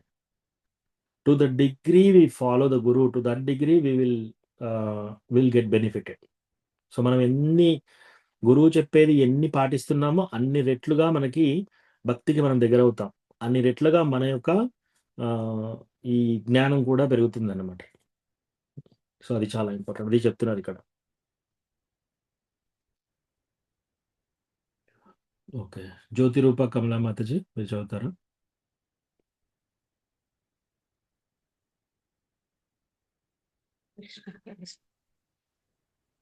ఓకే, 17వ శ్లోకం. తద్బుద్ధయస్తదాత్మానస్ తదాత్మానస్ తన్నిష్టాస్తత్పరాయణాః తన్నిష్టా సత్పరాయణ గచ్చంత్య పునరావృత్తిం జంత పునరావృత్తిం జ్ఞాన నిర్ధూత కల్మషాః. జ్ఞాన నిర్ధూత కల్మష. When one's intelligence, mind, faith, and refuge are all fixed in the Supreme, then one becomes fully cleansed of misgivings through complete knowledge and thus proceeds straight to the path of liberation. చదవండి మాతాజీ. ప్రభుజీ హరే కృష్ణ. బుద్ధి, మనస్సు, శ్రద్ధ, ఆశ్రయము అన్నీ కూడా భగవంతునిపై లగ్నమైనప్పుడు మనిషి పరిపూర్ణ జ్ఞానము ద్వారా కల్మషాల నుండి పూర్తిగా శుద్ధిపడిన వాడై ఆ విధంగా నేరుగా మోక్ష మార్గంలో ప్రయాణిస్తాడు. Hare Krishna Prabhuji. Thank you Mataji. So ఇక్కడ ఎప్పుడైతే మన యొక్క బుద్ధి, మన యొక్క మనస్సు, మన యొక్క నిష్ట, బుద్ధి అంటే ఏంటి? మన యొక్క ఇంటెలిజెన్స్, మన యొక్క ఇంటెలిజెన్స్. మనస్సు అంటే మన యొక్క మైండ్. సో మన యొక్క ఇంటెలిజెన్స్, మైండ్ ప్లస్ నిష్ట, బుద్ధి, మనస్సు, నిష్ట ఆశ్రయములన్నీయును భగవానుని యందు లగ్నమైనప్పుడు, ఇవన్నీ కూడా బుద్ధి, మనస్సు, నిష్ట ఎప్పుడైతే భగవంతుని పైన మనం లగ్నం చేస్తామో అప్పుడు మనుషుడు సంపూర్ణ జ్ఞానముచే కల్మషరహితుడై నేరుగా ముక్తి మార్గమున ప్రయాణించును. సో ఇది చాలా ఇంపార్టెంట్. మన యొక్క బుద్ధిని, మనస్సుని, నిష్టను అన్నీ కూడా భగవంతుని పైన కేంద్రీకరించాలి, లగ్నం చేయాలి. అప్పుడు ఆటోమేటిక్గా కల్మషాలు పోయి మనం నేరుగా ముక్తి మార్గాన ప్రయాణం చేస్తున్నాం అన్నమాట. Okay okay. సో నెక్స్ట్ శ్లోక చాలా ఇంపార్టెంట్ శ్లోక అనమాట. ఇది మెమరైజ్ చేసుకోవాలి. ఓకే, ఎవరు చదువుతారు? ముకుంద స్తోత్ర ప్రభు.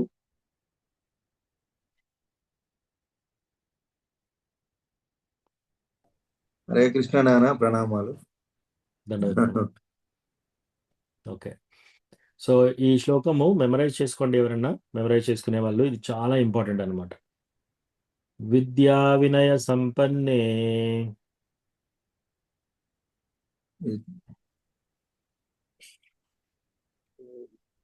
18వ శ్లోకం, 5వ చాప్టర్ 18.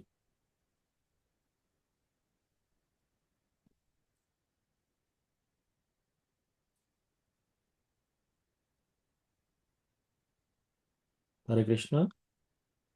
హరే కృష్ణ నాన్న, ఇది భగవద్గీతలో పేజ్ నెంబర్ ఎంత? 5వ chapter 251 Prabhuji. 251 page number Prabhuji. 251. ఒక దాంట్లో డిఫరెంట్ ఉంటుంది. మా దాంట్లో 282 ఉన్నది. నా ఒక దాంట్లో దాంట్లో డిఫరెంట్. 312 ఉంది. 5వ అధ్యాయం అది తీయాలి. మా దాంట్లో 282 ఉన్నది మా దాంట్లో. Okay okay Prabhuji. సో మనకి నేను-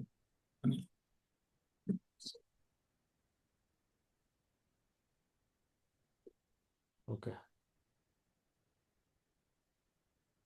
5వ చాప్టర్ 17వ శ్లోకం. ఓకే, లేకపోతే ఇంకొక డివోటీ చదువుతారా ఎవరన్నా? హరే కృష్ణ. హరే కృష్ణ ప్రభుజీ. ఎస్, తులసి మాతాజీ మీరు చదవండి. హరే కృష్ణ. ఎస్, సో ఇది ఇంపార్టెంట్ శ్లోకం, అందరూ మెమరైజ్ చేసుకోండి. విద్యా వినయ సంపన్నే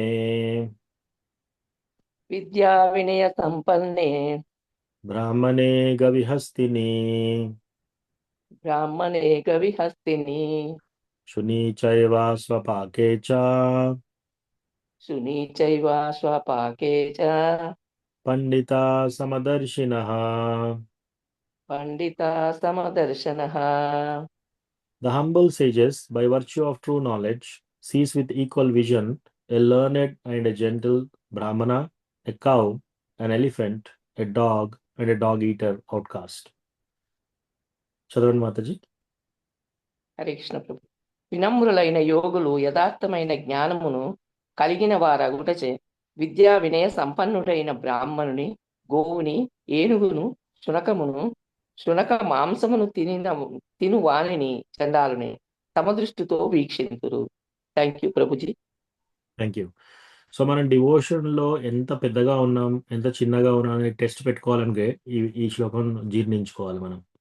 ఓకే, సో మనం ఏం చేస్తాం జనరల్గా వెళ్ళి ఎవరైనా చూడగానే వాళ్ళు చక్కగా డ్రెస్ అప్ అయిపోయారు, చాలా మంచిగా అలంకరించుకున్నారు, మేబీ కొంచెం బుద్ధిమంతులేమో, కొందరు సరిగా డ్రెస్ చేసుకోలేదు, కొందరు దొంగలాగా కనిపిస్తున్నారు, ఇట్లా రకరకాలుగా చూస్తాం మనం. రకరకాల మనుషుల్ని రకరకాలుగా చూస్తాం. ఇక్కడ ఏమంటున్నారు? వినమ్రులైన యోగులు, ఎవరైతే వినమ్రత ఉన్న యోగులు యథార్థమైన జ్ఞానము కలిగినప్పుడు, నిజమైన జ్ఞానం అనుభవించే ఎవరైతే యోగులు ఉంటారో వాళ్ళు విద్యా వినయ సంపన్నుడైన బ్రాహ్మణులు జనరల్గా యూజువల్గా అంటే ఇప్పుడు బ్రాహ్మణులు అంటే మీరు వెళ్ళి హిందూ టెంపుల్లో పూజ చేసుకొని ఒక 5,116 చదివేయండి ఎట్లా చెప్పేవాళ్ళు బ్రాహ్మణులు అని చెప్పట్లేదు ఇక్కడ. బ్రాహ్మణ అంటే ఎవరు? బ్రాహ్మణ అంటే నీ శరీరం కాదు, నేను ఆత్మని అనే ఆత్మతత్వ జ్ఞానం తెలిసిన వాళ్ళు. ప్లస్ బ్రాహ్మణ అంటే ఎవరంటే వాళ్ళు వేదాలు చదువుకోవడం, వేదాలు బోధించడం, యజ్ఞాలు చేయడం, యజ్ఞాలు చేయించడం, దానం తీసుకోవడం, దానాలు ఇవ్వడం, ఇట్లా చేసేవాళ్ళు నిజమైన బ్రాహ్మణుడు. ఓకే, సో అట్లా విద్యా వినయ సంపన్నుడైన బ్రాహ్మణుడు. మనం ఒక బ్రాహ్మణుని చూస్తున్నాం. నెక్స్ట్ గోవుని, ఒక ఆవును చూస్తున్నారు. ఒక ఏనుగు చూస్తున్నారు. శునకము, ఒక కుక్క చూస్తున్నారు. శునక మాంసము తిన్నవాడు ఆయన ఏం చేస్తున్నాడు? కుక్క మాంసం వండుకొని తింటున్నాడు ఆడ. వీళ్ళందరినీ సమదృష్టితో చూడాలంట. అది సాధ్యమవుతుందా? రైట్, టెంపుల్లో అర్చన చేసే ఒక బ్రాహ్మణుడు పక్కన కూర్చొని కుక్క మాంసం తినే ఒకతను, వాళ్ళందరినీ సమదృష్టితో ఎలా చూస్తారు? అంటే ఆ చూసే వాళ్ళ యొక్క చూపు ఎలా ఉంటుంది? శరీరం పైన లేదు. ఇక్కడ చూసే వాళ్ళు ఏం చూస్తున్నారు? ఆత్మతత్వ జ్ఞానంలో ఉన్నారు. వాళ్ళు ఆత్మను చూస్తున్నారు అనమాట. అంటే దీని అర్థం ఏంటంటే ఒక వినమ్రమైన బ్రాహ్మణులో, ఒక గోవు, ఒక ఆవులో, ఒక ఏనుగులో, ఒక కుక్కలో, ఒక కుక్క మాంసం తినేవాడిలో అందరినీ సమదృష్టితో ఎప్పుడు చూడగలుగుతాం? ఓన్లీ మనం ఆత్మతత్వ జ్ఞానంలో ఉన్నప్పుడే. మనకు 2వ చాప్టర్లో మనం ఆల్రెడీ తెలుసుకున్నాం. ఏంటి? నువ్వు ఈ శరీరం కాదు, నువ్వు నువ్వు ఈ బాడీ కాదు, నువ్వు ఆత్మవి అని తెలుసుకున్నాం. ఇంకోటి ఏం చెప్పారు మనకు? ఈ ఆత్మని ఎవ్వరు నయనం చిందంతి శస్త్రాన్ని నయనం దహతి పావకః నక్లైద్యంత్యాపో న శోషయతి మారుతః. దీని అర్థం ఏంటి? ఈ ఆత్మని ఎవరు తడపలేరు, ఈ ఆత్మని ఎవరు ధ్వంసం చేయలేరు, ఈ ఆత్మని ఎవరు తడపలేరు, ఎండకు ఎండదు, మంటకి మండదు, ఇవన్నీ చెప్పారు ఆల్రెడీ. కానీ మనకెందుకు భయం ఉంది? ఇంకా భయాలు ఉన్నాయి. ఆత్మతత్వ జ్ఞానం పూర్తిగా వచ్చిన వాళ్ళకి భయం పోతుంది టోటల్గా. ఇంకా మనం భయపడుతున్నాము అంటే మనం ఇంకా ఆత్మతత్వ జ్ఞానంలో పరిపక్వత చెందలేదు. ఇంకా మనం ఒక ఏనుగుని చూసినా, ఒక కుక్కను చూసినా కూడా, ఒక బ్రాహ్మణుని చూసినా వ్యత్యాసంగా చూస్తున్నాం అనుకోండి, అప్పుడు మనం ఇంకా ఆత్మతత్వ జ్ఞానం చేరలేదు అని అర్థం. అట్లా అని చెప్పేసి ఓకే ఈ బ్రాహ్మణ, ఈ కుక్క రెండు ఒకటే అని చెప్పేసి పోయి సేమ్గా బిహేవ్ చేయమని కాదు. అక్కడ సమదృష్టితో చూడాలి, వ్యత్యాసంగా చూడకూడదు. ఎందుకు? వాళ్ళ లోపట ఉన్న ఆత్మ సేమ్. మనం ఎంతవరకు అయితే ఆత్మతో జ్ఞానం ఉంటుందో అంతవరకు మన భయం పోతుంది. మనకి ఇంకా భయాలు ఉన్నాయి అంటే మన ఆత్మతత్వ జ్ఞానం ఇంకా చాలా దూరంగా ఉంది అని అర్థం. సో ఇది మనకు టెస్ట్ పెట్టుకోవాలి. ఎప్పుడైనా మనకి ఏ విషయంలో బాగా కలవరం అవుతుంది, బాగా భయం అవుతుంది, మనకు ఎన్నో టెన్షన్స్ వచ్చేస్తున్నాయి అంటే మనం కొంచెం భక్తిలో దూరంగా ఉన్నామని అర్థం. యూజువల్గా మనం భక్తిలో స్థిరంగా చక్కగా ఉంటే ఏ సిచ్యువేషన్లో అయినా స్థిరంగా ఉంటాం, తృప్తిగా ఉంటాం. ప్రహ్లాద్ మహారాజ్ 5 సంవత్సరాల బాలుడు. ప్రహ్లాద్ మహారాజ్ ఏం చేస్తున్నారు, తీసుకెళ్ళి ఒక గ్రౌండ్లో ఒక రాయికి కట్టేసి అక్కడ అన్ని మదమెక్కిన ఏనుగుల్ని పంపిస్తున్నారు. మదమెక్కిన ఏనుగులు ఏం చేస్తాయి, అటు ఇటు పరిగెట్టి ఏది చూస్తే అది ఖరాబ్ చేసి ధ్వంసం చేసేస్తున్నాయి. మరి ఈయన ఎంత టెన్షన్ పడాలి, ఏదైనా తొక్కుతుందేమోనని అని చెప్పి భయపడుతుంటారు కదా. తీసుకెళ్లి పాము పుట్టలో వేసేస్తున్నారు ఆయనని. చుట్టూ పాములు పెట్టారు. ఓ మంటలో కూర్చోబెట్టి పట్టుకున్నారు అతన్ని. అప్పుడు ఈ ప్రహ్లాద్ మహారాజ్ ఏం చేస్తున్నాడు, ఫాస్ట్ గా నన్ను వదిలేయండి అని పరిగెడుతున్నాడా? లేదు, సంతోషంగా ఉన్నాడు అక్కడ. ఏమైనా భయం ఉందా? కొంచెం కూడా భయం లేదు. మళ్ళీ ఏం చేశారు, ఎంతో పైన ఉన్న గుట్టలో నుంచి తోసేస్తున్నారు ఆయన లోయలోకి. అప్పుడు కృష్ణ ఏం చేస్తున్నాడు, ఎంత టెస్ట్ పెట్టాడో చూడండి. కృష్ణ డైరెక్ట్ గా పైన పట్టుకోవచ్చు కదా ఆయనని. కృష్ణ గ్రౌండ్ కు పడిపోయినాక 2-3 ఇంచుల పైన పట్టుకుంటున్నాడు ఆయన. అంటే అక్కడి నుంచి గాలిలో పడుతూనే ఉన్నాడు ప్రహ్లాద్ మహారాజ్. అప్పుడు గిలగిలా కొట్టుకుంటున్నాడు ఆయనే. ఓ నాకు భయం అవుతుంది అని ఏడుస్తున్నాడా? లేదు. కృష్ణ హరే కృష్ణ హరే కృష్ణ కృష్ణ కృష్ణ హరే హరే హరే రామ రామ రామ హరే హరే చిరునవ్వుతో చేస్తున్నాడు. ఎందుకు ఆయనకు తెలుసు, ఆయన శరీరం కాదు, ఆయన ఆత్మ. ఆయన ఈ ఈ యొక్క శ్లోకం పూర్తిగా జీర్ణించుకున్నాడు. నయనం చందంతి శస్త్రాన్ని నయనం దహతి పావక నక్లేద్యంత్యాపో నశోషయతి మారుత. ఈ ఆత్మని ఎవ్వరూ ధ్వంసం చేయలేరు. ఎటువంటి అస్త్రం కూడా ఆత్మను ఛేదించలేదు. సో ఇవన్నీ టెస్ట్లు మనం పెట్టుకోవాలి. ఈ టెస్ట్లు మన వాళ్ళు మనకు దూరమైనప్పుడు, లేదా మనకేమైనా జబ్బు చేసినప్పుడు, మనకి ఏదైనా దెబ్బ తగిలినప్పుడు, నువ్వు బాడీయా, నువ్వు సోలా, నువ్వు ఆత్మవా, అవి తెలుసుకోవాలి. సో మనం ఎప్పుడైతే ఎంత తలడిల్లుతున్నామో ఏదైనా విషయంలో, ఎవరైనా ఒక మాట అంటారు మనల్ని, మాట అన్నప్పుడు మనం అదే ఆలోచిస్తూ, వీళ్ళు ఇలా నిందించారు నన్ను, వీళ్ళు ఇలా బాధ పెట్టారు, వీళ్ళు ఎందుకు ఇలా చేశారు నన్ను, నా నా నా మైండ్ అంతా ఖరాబ్ చేశారు. ఎవ్వరూ ఖరాబ్ చేయవలసిన అవసరం లేదు. మన మైండ్ ఖరాబ్ చేసి అది అవుతుంది. ఎందుకు? మనం భక్తిలో లోతులో లేము కాబట్టి. ఎవరన్నా ఒక మాట అన్నారు అనుకోండి, ఉదాహరణకి ఎవరన్నా వచ్చేసి నన్ను సపోజ్ ఒక గాడిద అని తిట్టారనుకోండి, నేను నిజంగా గాడిదనా? సో మరి నేను ఎందుకు బాధపడాలి? సో ఎవరన్నా వచ్చేసి మనల్ని ఒక మాట అన్నారు, మనం ఎందుకు బాధపడాలి? సో అట్లా. కానీ డివోటీస్ని ఏమనంటే ఊరుకోకూడదు, అది వేరే విషయం. కానీ మనల్ని ఎవరైనా నిందించారనుకోండి, మనం ఎంత బాధపడుతున్నాం, మనం ఎంత హర్ట్ అవుతున్నాం, దాన్ని బట్టి మనం భక్తికి అంత దూరంగా ఉన్నామని అర్థం. మనం భక్తిలో స్థిరంగా ప్రాపర్గా ఉంటే మనకి ఇవన్నీ సింపుల్గా అవుతాయి అనమాట. సో ఈ శ్లోకంలో ఏం చెప్తున్నారు, వినమ్రులైన యోగులు, యథార్థమైన జ్ఞానము, ప్రాపర్ జ్ఞానం తెలిసిన వాళ్ళు, ఒక విద్యా వినయ సంపన్నులైన బ్రాహ్మణుని, గోవుని, ఆవుని, ఏనుగును, ఒక కుక్కని, కుక్క మాంసం తినేవాడిని సమదృష్టితో చూస్తున్నారంట. సో అది. ఏమైనా ప్రశ్నలు ఉన్నాయా ఈ శ్లోకంలో?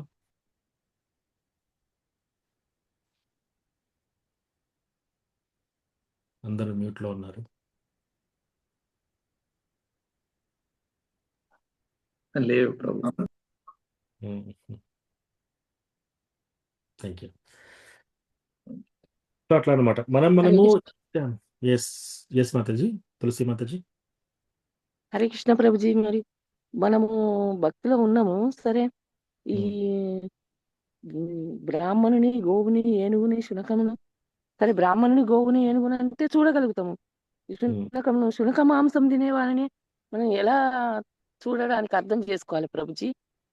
ఇప్పుడు వాళ్ళు అలాంటివి తింటారు కదా, వాళ్ళు ఎలా మనం అర్థం చేసుకోవడం? ఎస్ మాతాజీ, చాలా మంచి ప్రశ్న అడిగారు. సో ఎప్పుడైనా సరే మాతాజీ, మనము ఈ భక్తిలోకి వచ్చినాక, మన ఆత్మతత్వ జ్ఞానం పెరిగినాక, మనం అందరినీ సమదృష్టితో చూడాలి. వాళ్ళు అలా చూసినప్పుడు మనకు ఒకటి అర్థం కావాలి. ఏంటది? మనకు ఈ యోగం ద్వారా మనకి యోగ్యత లభించింది కాబట్టి, మన అదృష్టవశాత్తు మనకు గురు మహారాజ్ దొరికారు. గురు మహారాజ్ కరుణ ద్వారా మనం ఈ ప్లాట్ఫామ్కి వచ్చాం కాబట్టి మనకి ఇవన్నీ అర్థమవుతున్నాయి. ఏది తప్పు, ఏది చెడు అనేది అర్థమవుతుంది. పూర్వజన్మల్లో నేను కూడా అలాగే ఉన్నాను. ఈ జన్మలు అన్ని దాటి వచ్చాం మనం. సో ఇప్పుడు ఈ కుక్కను చూసినప్పుడు మనం ఏమనుకోవాలి? ఈ కుక్క అనేది ఓన్లీ పాసింగ్ బై 84 లక్షల జీవరాశుల్లో ఈ కుక్క ఒకటి. ఉమ్, ఒక జీవి ఉన్నాడు ఆ కుక్క లోపట, రైట్? ఉమ్. ఇంతకుముందు ఆ కుక్క లోపట ఉన్న జీవి ఒక పెద్ద సంస్థకి అధిపతి అయి ఉండొచ్చు. హరే మంచిగా కృష్ణ. సూట్ బూట్ వేసుకొని విదేశాలు తిరుగుతూ రకరకాల వైభవాలు అనుభవించవచ్చు. సరైన అది లేక ఇప్పుడు ఈ పరిస్థితిలో ఉన్నాడు కావచ్చు. కానీ మనం ఎలా చూడాలి వాళ్ళ దృష్టిని? మనం ఓన్లీ ఆత్మతత్వ జ్ఞానంతో చూడాలి డివోటీస్ గా. సో అప్పుడు అట్లా చూస్తే ఎస్, మనం ఏంటి, ఆ కుక్కని తక్కువగా, లేకపోతే బ్రాహ్మణుని చాలా ఎక్కువగా, మన డ్రెస్ అప్ విషయంలో అట్లా మనం శరీరాలను బట్టి మనం చూడమన్నమాట. మనం ఓన్లీ ఆత్మలను బట్టి చూస్తున్నాం. అప్పుడు వ్యత్యాసం చేయము, ప్లస్ వేటిని కూడా మనం వేధించము. ఇప్పుడు ఒక జంతువు మాంసం తింటున్నారు అంటే దాని అర్థం ఏంటి? వాళ్ళు ఒక మాంసాహారం తినేవాళ్ళు ఒక జంతువు యొక్క మాంసం తింటున్నారు అంటే ఏంటి? ఇప్పుడు ఒక తండ్రికి ఒక 10 మంది పిల్లలు ఉన్నారనుకోండి. అప్పుడు వెళ్ళేసి ఒక 9 మంది మంచిగా ఉన్నారు. ఆ తండ్రి తల్లిదండ్రులకి 9 మంది పిల్లలు మంచిగానే ఉన్నారు. ఒక బాలుడు అంగవైకల్యుడుగా ఉన్నాడు. అప్పుడు ఈ తెలివి కల్లా కొడుకు వచ్చేసి తండ్రితో చెప్తున్నాడు అనమాట, ఎలాగో అంగవైకల్యంగా ఉన్నాడు కదా, వీడిని మనం కట్ చేసి కొన్ని ఎక్స్పెరిమెంట్లు చేద్దాం. నేను కొన్ని ఎక్స్పెరిమెంట్ చేసుకుంటాను, కోసి ఆర్గన్స్ అన్ని తీసేసి నేను ఎక్స్పెరిమెంట్ చేస్తానంటే ఒప్పుకుంటారా తండ్రి? ఒప్పుకోరు ప్రభుజీ.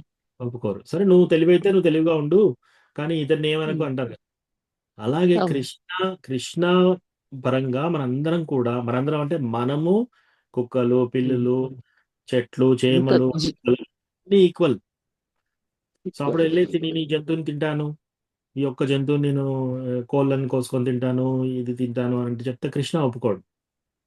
సో అట్లా ఎట్లయితే ఒక తండ్రి పిల్లల్ని ఆపదలో ఉంటే వాళ్ళు ఎట్లాగానే ఉండరండి, వాళ్ళు ఎంత ఎంత దీనస్థితిలోనే ఉండండి అండి, అవును.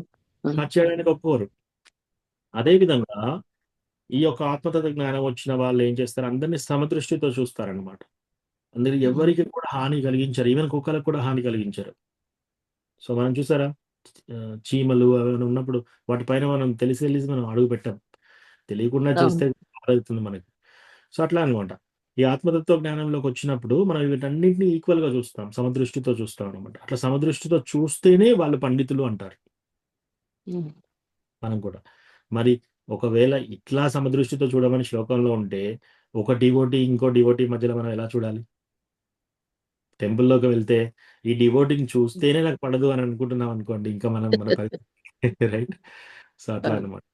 సో డివోటీస్ అంటే ఎంత స్పెషల్, ఎన్ని జన్మలు దాటి వాళ్ళు ఎన్ని చేస్తే వాళ్ళు, యాక్చువల్గా గురు మహారాజ్ క్లాస్లో చెప్పారనమాట, శ్రీల ప్రభుపాద్ ఒక డివోటీని చేయడానికి బకెట్స్ ఆఫ్ రక్తం, కొన్ని బకెట్ల యొక్క రక్తం వెచ్చించి ఒక్క డివోటీని తయారు చేశాడంట. భక్తి సిద్ధాంత సరస్వతి ఠాకూర్ కూడా అలాగే అన్నారంట. అయితే ఒక ఆ డివోటీగా రావడానికి 16 రౌండ్లు చాంటింగ్ చేయడానికి ఎన్ని జన్మలు దాటి, ఎన్ని కష్టాలు దాటి, ఎంత కృప ఉండి, ఎంత బ్లెస్సింగ్స్ ఉంటే ఈ స్థాయికి వస్తారు. అవును ప్రభుజీ. అలాంటి డివోటీని పట్టుకొని మనం ఒకటి డివోటీలో ఇది సరిగా లేదు, ఆ డివోటీ అలా మాట్లాడుతున్నారు, ఈ డివోటీ గట్టిగా మాట్లాడుతున్నారు, ఈ డివోటీ చూపు సరిగా లేదు, ఇట్లా ఉందనుకోండి, ఇంకా మనం ఎన్ని అపరాధాలు చేస్తున్నట్టు. సో అర్థంగా చూడాలి డివోటీస్ ని. సో డివోటీస్ చాలా స్పెషల్. ఎందుకంటే ఎవరైనా చూడండి, మీరు ఏదైనా చేయమంటే చేస్తారు, కానీ 16 రౌండ్లు చాంటింగ్ చేయండి అంటే మాత్రం ముందుకు రారు. ఓకే, మీరు డొనేషన్ సరే ఒకవేళ వాళ్ళు చేసినా కూడా ఒక రోజు కూర్చొని చేస్తారు, కానీ మీరు రోజు 16 రౌండ్లు ఎవరు చేయలేరు.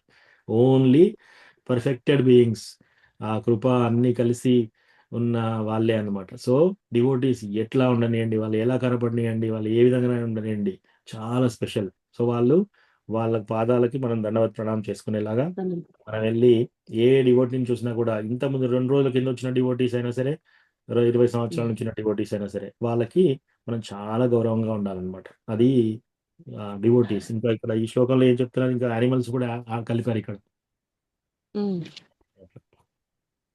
ఓకేనా మాతాజీ? థ్యాంక్ యూ ప్రభు, చాలా అర్థమైంది Prabhuji. Thank you. Okay, so ఇక్కడ ఆపుదాం ఈరోజు.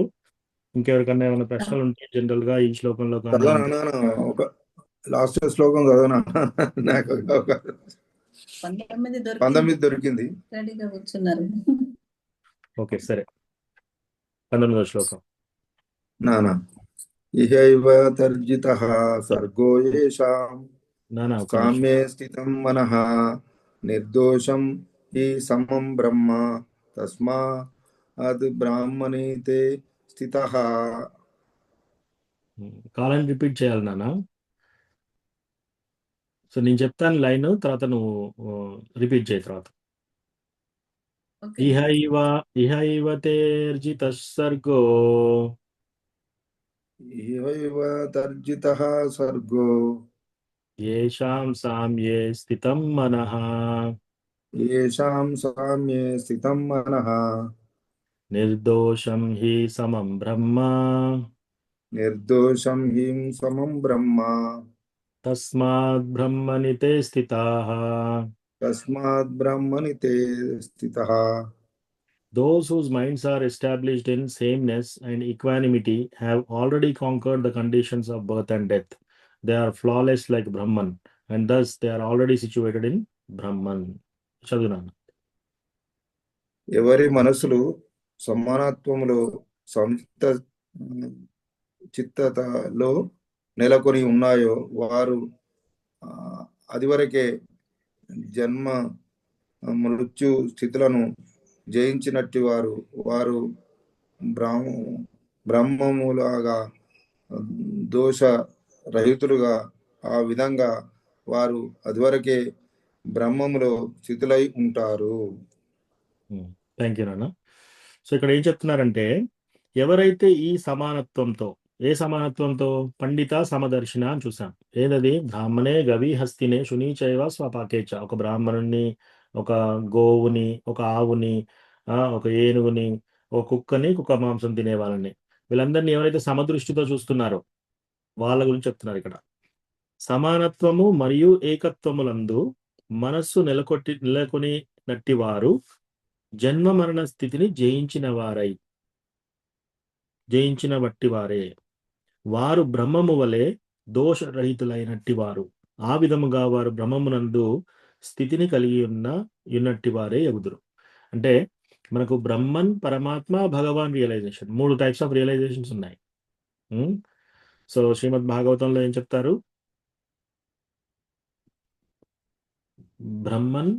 బ్రహ్మేతి పరమాత్మేతి భగవాన్ ఇది శబ్దతే. సో ఆ శ్లోకంలో బ్రహ్మన్ రియలైజేషన్ ఫస్ట్ రియలైజేషన్ అనమాట. సో ఈ శ్లోకంలో ఏం చెప్తున్నారు? ఎవరైతే ఈ సమానత్వంలో కలిగి ఉంటారో, ఎవరైతే కుక్క మాంసం తినేవాడిని, ఒక బ్రాహ్మణుని సమత్వంలో చూస్తున్నారో, ఈ సమానత్వము మరియు ఏకత్వము అందు మనస్సు నెలకొలిన వారు జన్మ మరణ స్థితిని దాటిన వారు. అంటే వాళ్ళకి ఇంకా జన్మ మరణం అనేది ఉండదు. ఇంకా మనం వ్యత్యాసం చూస్తున్నాము అంటే మనం ఆ స్థితికి రాలేదు అని అర్థం. సో ఆ వ్యత్యాసం చూడకుండా మనం కూడా పండిత సమదర్శనకి వెళ్ళాలి. మనం కూడా ఈ సమానత్వం, ఏకత్వంలో చూడాలి.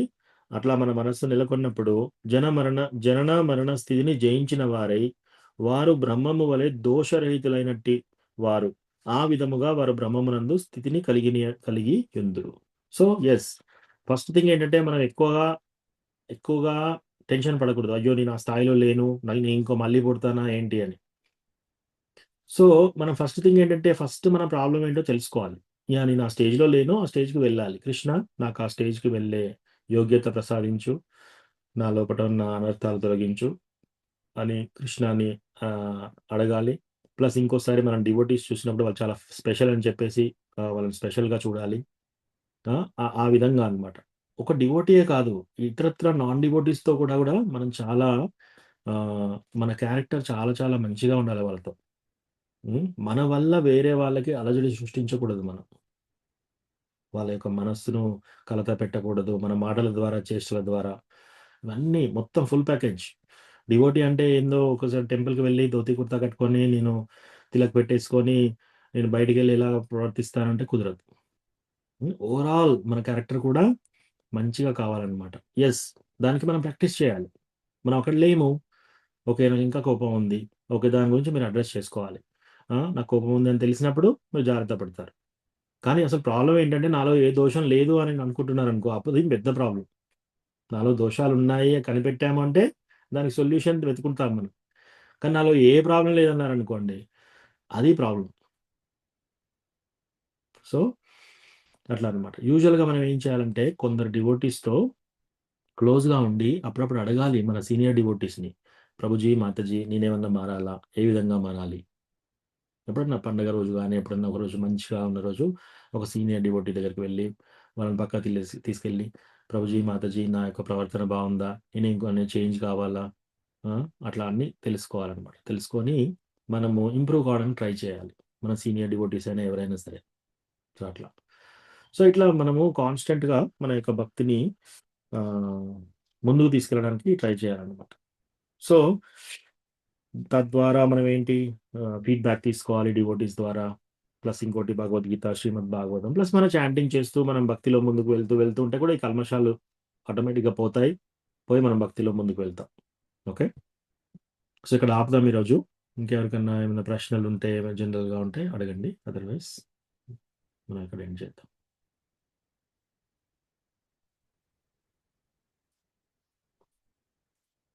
ఓకే.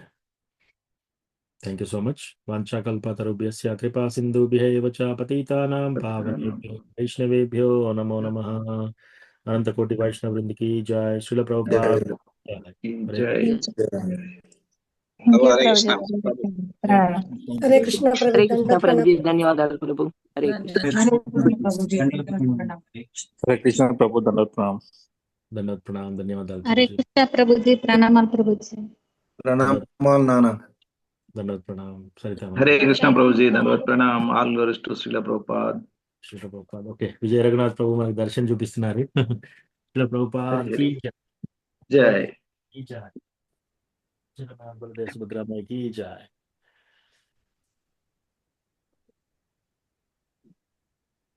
రాధా మాధవ్ కీ జై. Hare Krishna. Thank you Prabhu.